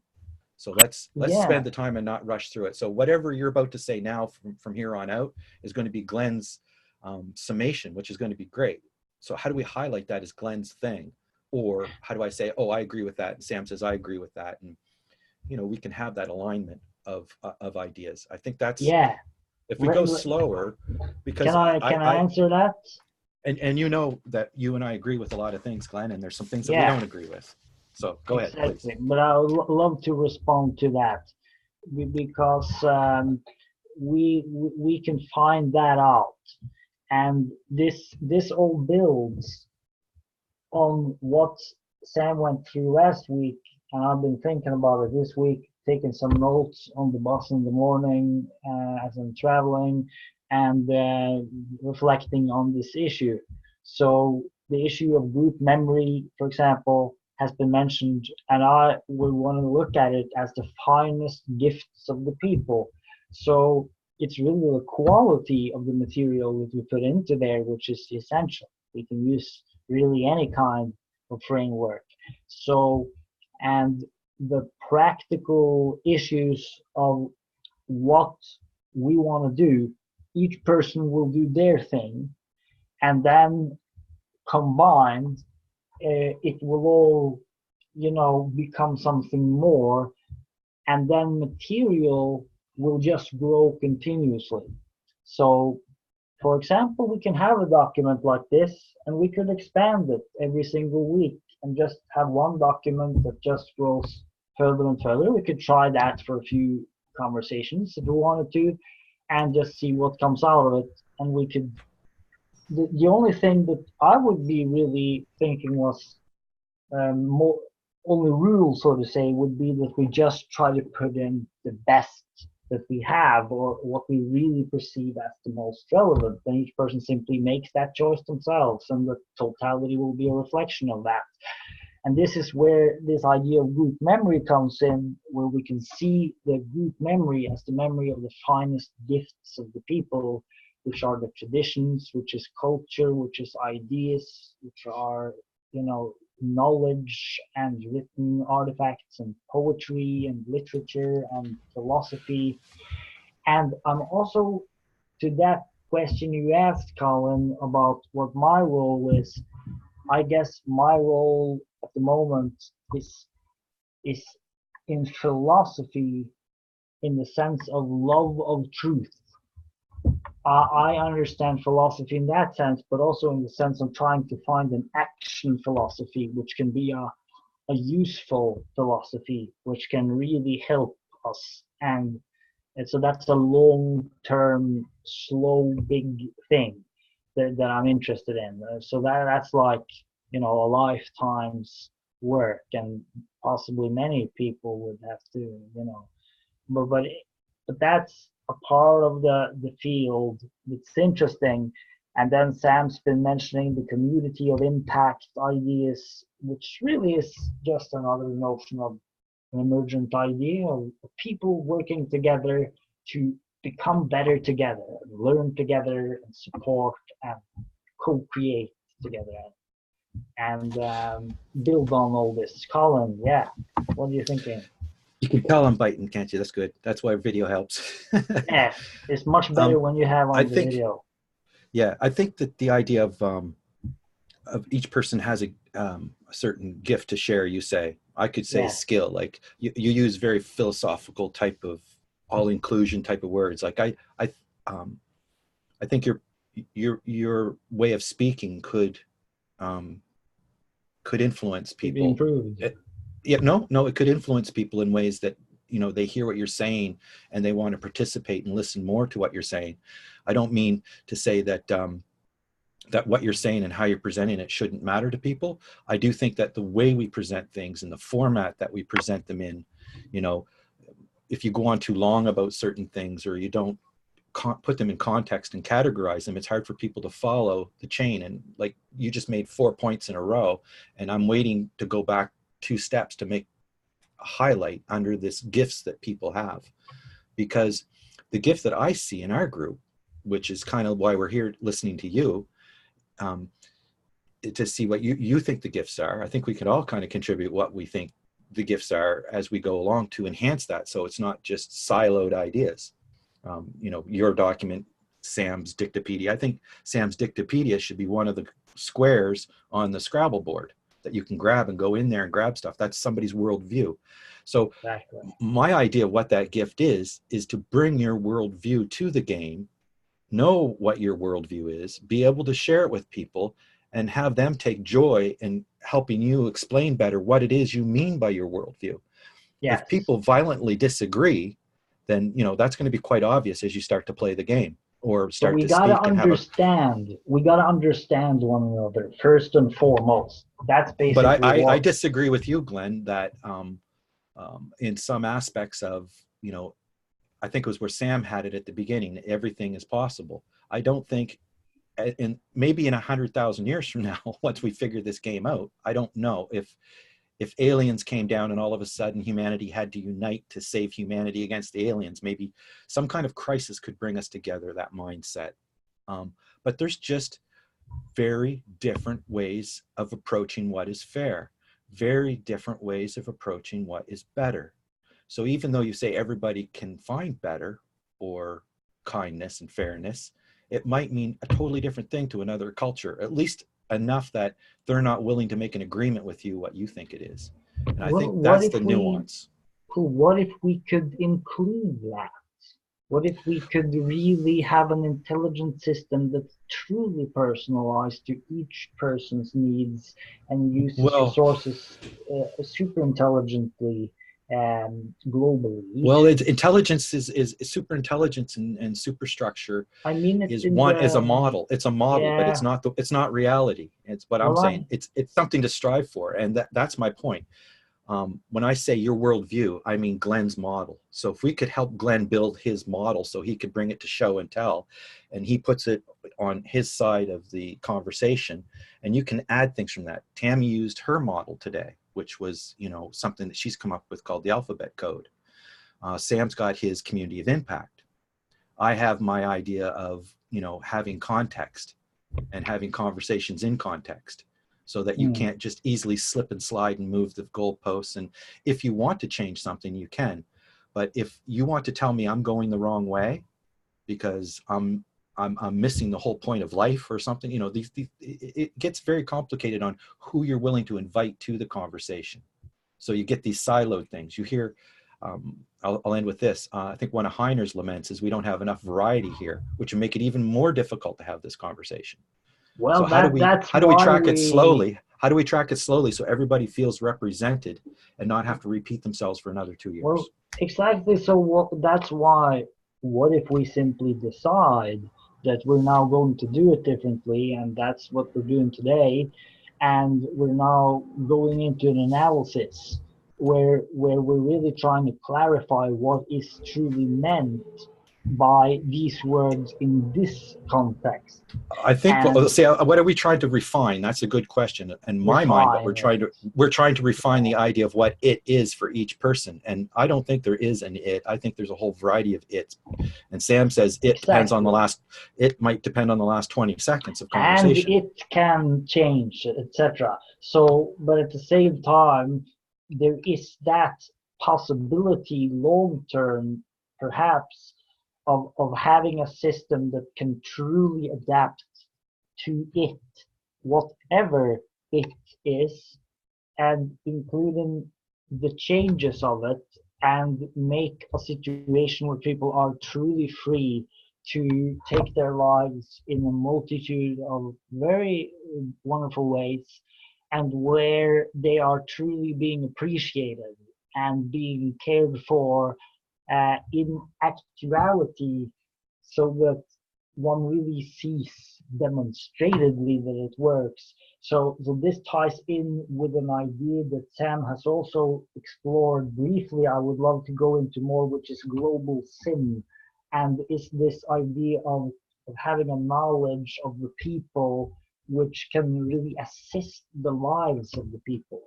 So if we could really create such a system, then we might simply change the whole equation, because we could then really create a system that is adapted to the differences between people, to the changes in the tastes and wishes and moods of people, and can really be adapted to each of us as we are. And that might be entirely possible if we did things in the right way. So that comes back to the opportunities. Colin, what do you think? I think that I like the upper level message. I like the 60,000 foot view or 100,000 foot view of it. But as you get closer and closer to the ground, I think nuance has to enter it, and that's where I get more interested. So I don't want to disparage what you're saying. Go ahead, Glenn. Yeah, absolutely. Sam, go for it. Yeah. Hey, I love the conversation. I really do. This session was an opportunity, I believe, for Glenn to outline his thoughts. Colin, I share your mutual interest in trying to map, your thoughts, my thoughts, Glenn's thoughts, other people's thoughts, Tama's thoughts, David's thoughts, whatever. But I think if we don't actually give Glenn the opportunity to lay them out first and then react to them, then we're, in a sense, trying to map something before it's actually completely presented. So I'm a little bit concerned that Glenn may not have felt that he had a chance to just, fully lay out his thoughts. On the other hand, a lot of feedback means that it's stimulating thinking in others. I felt very much the same way when I was presenting my outline. I was thinking, hey, I'm having trouble getting through this, but on the other hand, the fact that it stimulates others is good. So I tried to find that balance. And being that it's after the top of the hour already, I just wanted to see, Glenn, what do you need in order to finish your presentation of your prepared remarks, so that perhaps in the next session we could either hear somebody else, or two, start doing some of the mapping between yours, mine, Colin's, Tammy's, etc., and Heiner's. Over. Yeah, that would be great. And yeah, I can just do a little recap, because we have obviously been going through a lot of big topics, and the core of the thing I wanted to look at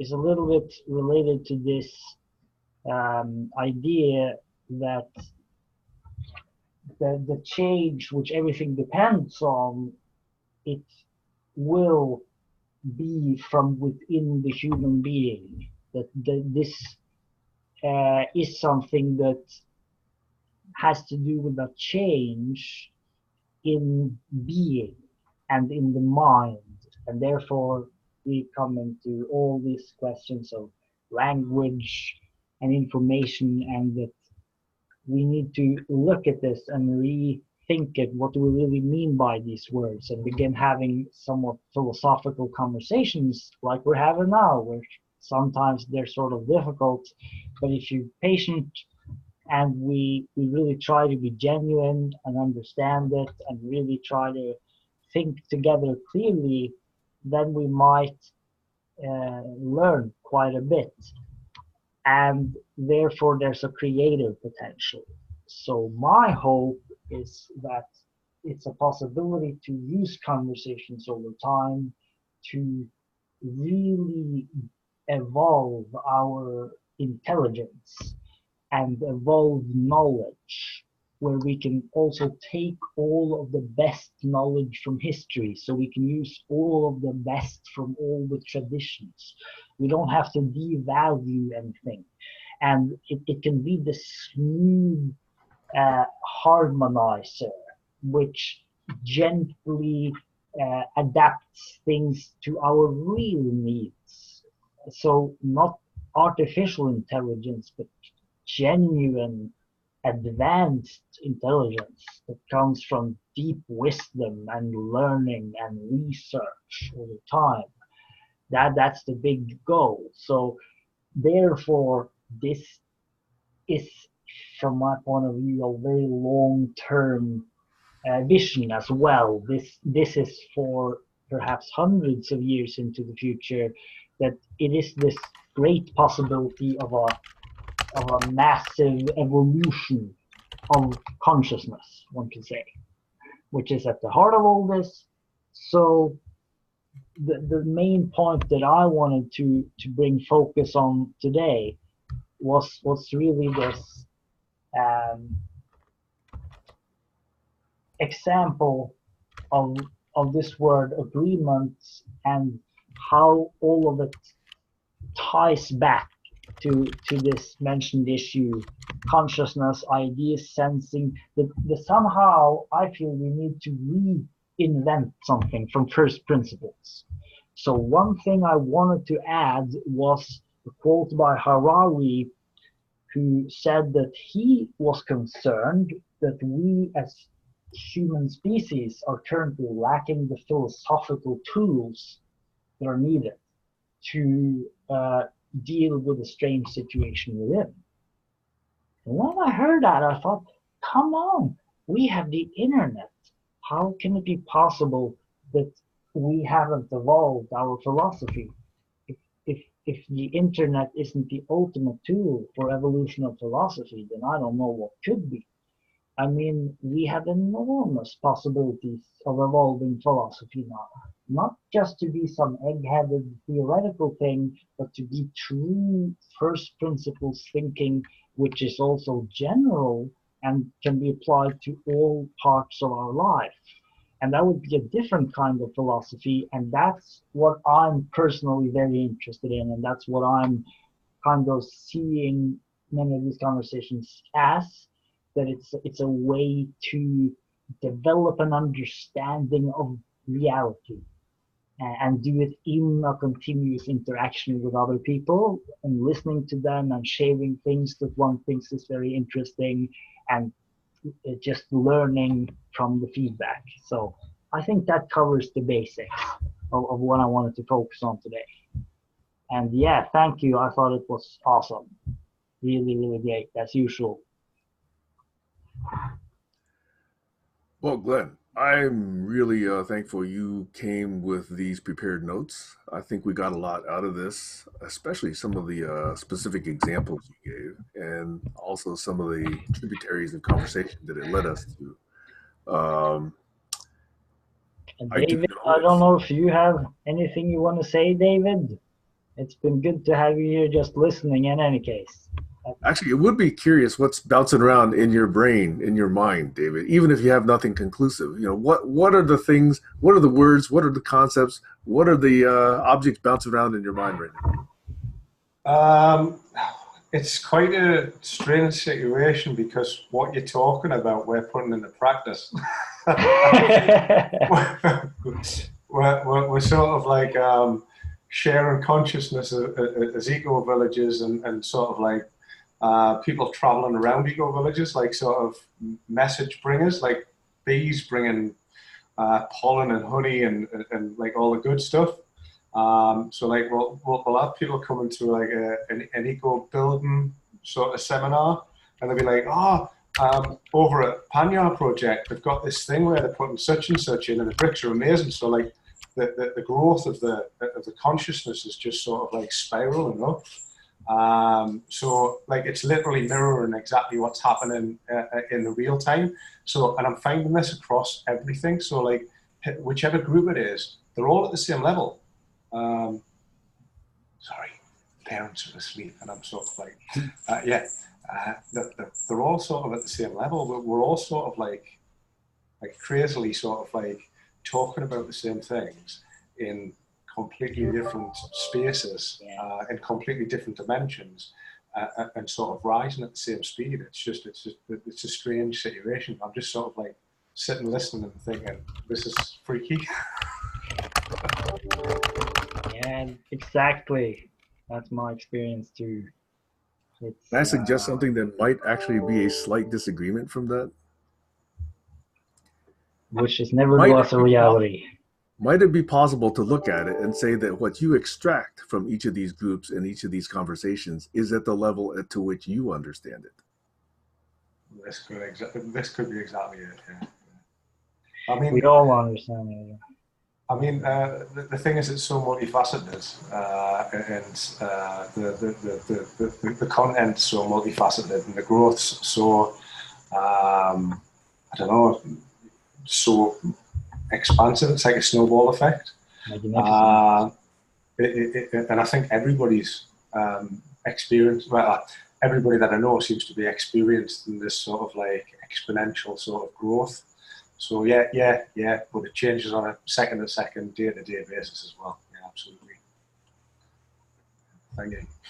Sorry to be a little bit pokey. I'm just yeah, something new is definitely Colin. Glad to have you here and see you on video. It's always nice.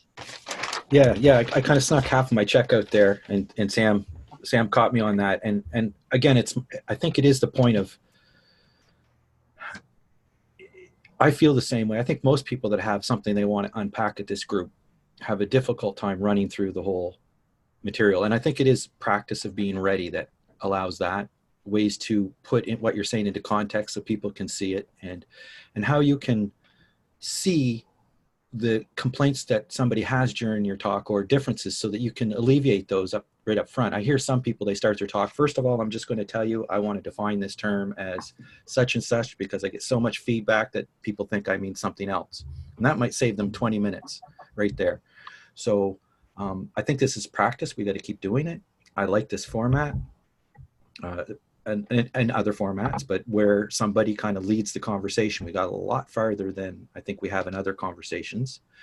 How much of it is Glenn's point of view and how much of it is our point of view, how much we agree on what's being said, I think is something we should be able to track in some way. And yeah, and I think it's important. And I guess Glenn said his whole idea, I wrote it down, was we want to reinvent from first principles, right? And I'm saying that my thing, which is my prototype, the thing I want people to see what I bring is the idea of having some clarity and context of what it is the model is that you're bringing. Like, my worldview is this, and which would mean bringing your worldview to the table in a way that people can know. So, and I think that's very difficult unless you actually have a particular thing as you get more into the details. So are we doing global governance, ways for people to agree and coexist? Or are we trying to figure a way to build my map? Are we trying to do Sam's community of impact?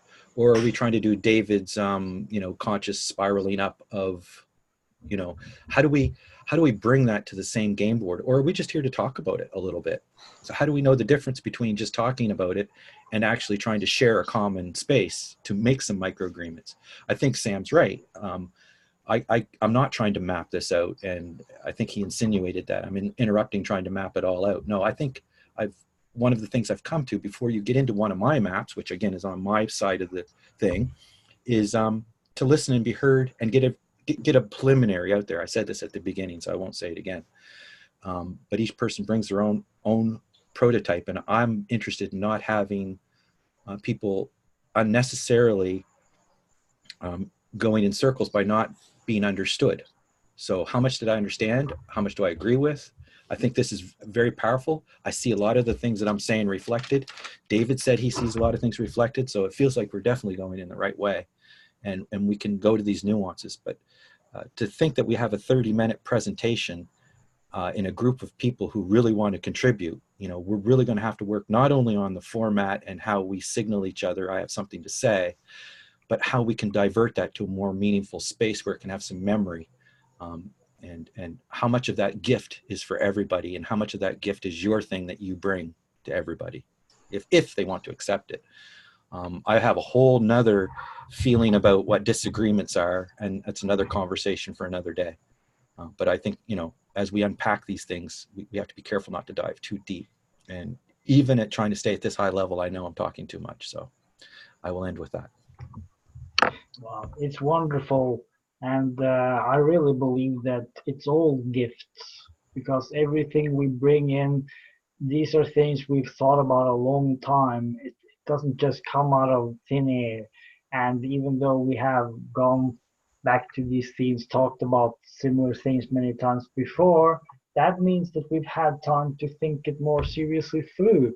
And every time we might have more clarity than we had before, and we might be able to express it somewhat more clearly than we did before. And this is, of course, the learning which becomes possible. So as long as we keep it to interesting themes, as long as we keep an open mind, as long as we're really interested, listening to what we bring in, then there is a learning, for me at least, that happens one way or another anyway. At the same time, there's a body of ideas which is growing, so it's never just my ideas or just your ideas, because it's like this body of ideas that come out of all the ideas shared by all the people over time, and we then build on each other's ideas. So if we wanted to do a practical project, we might even want to create a document that can just expand in this kind of way, which is one idea. If we want to try practical project of co-creation, for example, we could do that during one of these conversations. So But yeah, I really see this as learning and research. It's like we're philosophers. We're a kind of a kind of philosophers, and we then can have a very interesting relation by learning from the people on the ground, like David, who actually experiences this in real time. Because I think all of this is related to permaculture projects around the world.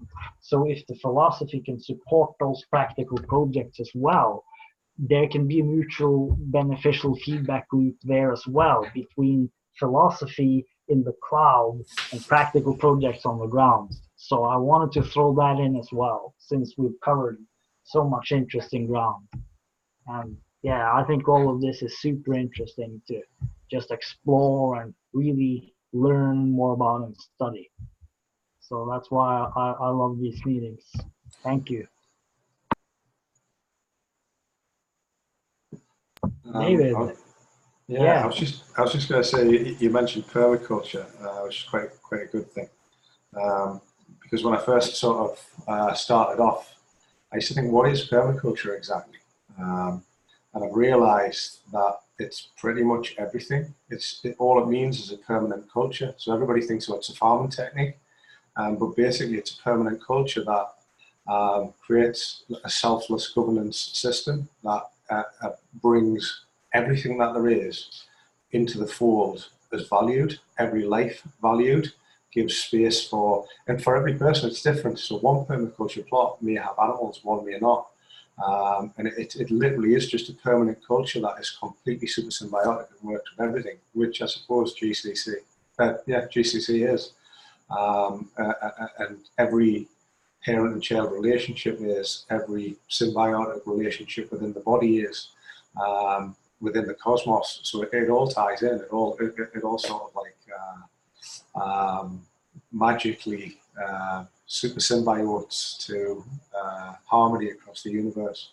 And I think now that we're starting to see that, we're getting past the orchestra tuning up stage. We're getting to the stage where we're about to sort of perform.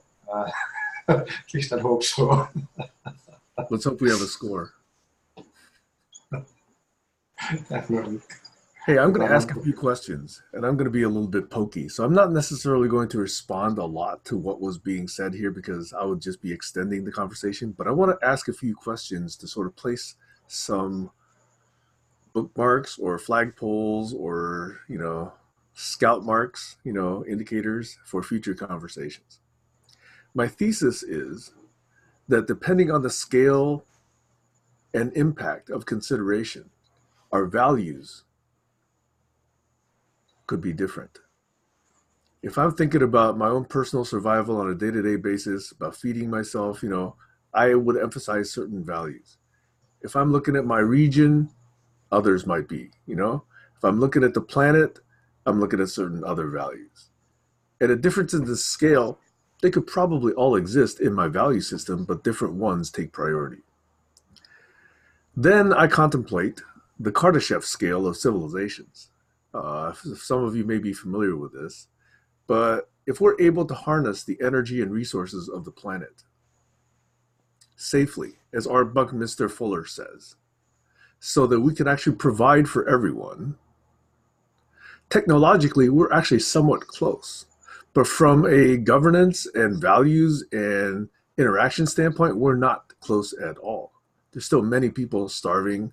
There's still many people being raped. All this sort of thing, is not indicating that we're actually mature enough to do this. Let's imagine, though, that eventually at some point, through luck or through wisdom or through learning or whatever, we do manage to harness the energy and resources of the planet. Is it then a good thing that we keep all species thriving on the planet? It's a very interesting question to me. Because if you take this up the next scale of Kardashev civilization, where we can harness and utilize all the resources of the sun's energy to keep ourselves alive, and if we're actually that capable from a civilization standpoint, is it necessary then to keep all the other species or microorganisms or whatever found on, let's say, Mars or Venus or Mercury. And if we're able to take the next step of Kardashev civilization scale, I don't know whether it's planetary or whether it's, the whole galaxy. Again, the question arises, do we keep all the other species, or do we understand that they were all experiments along the way that failed because we succeeded? If we are indeed that species that managed to harness and control those resources. And is it therefore a good thing to let them, in a sense, quote unquote, die? In other words, if I was Edison looking at making light bulbs and I had created 10,000 different experiments and the other, 9,999 didn't work, do I bother keeping them around? Do I, bother keep building them? Do I bother keep giving them resources? Or do I just invest in the 10,000th? Now, obviously, that's a very extreme example. These are pointed questions. And this opens up a lot, yeah. Is the values are contextual. And if I'm looking at myself, I'm worried about certain values. If I'm worried about my family, I'm worried about certain values. If I'm worried about my neighborhood, my region, my nation, my continent, my planet, different priorities emerge.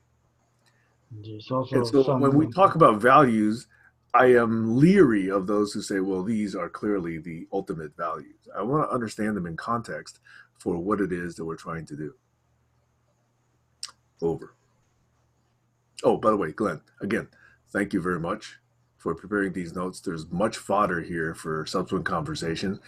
Colin, if you like, you are welcome to take a day and do this for your thoughts. David, you are as well. Tammy, you are as well.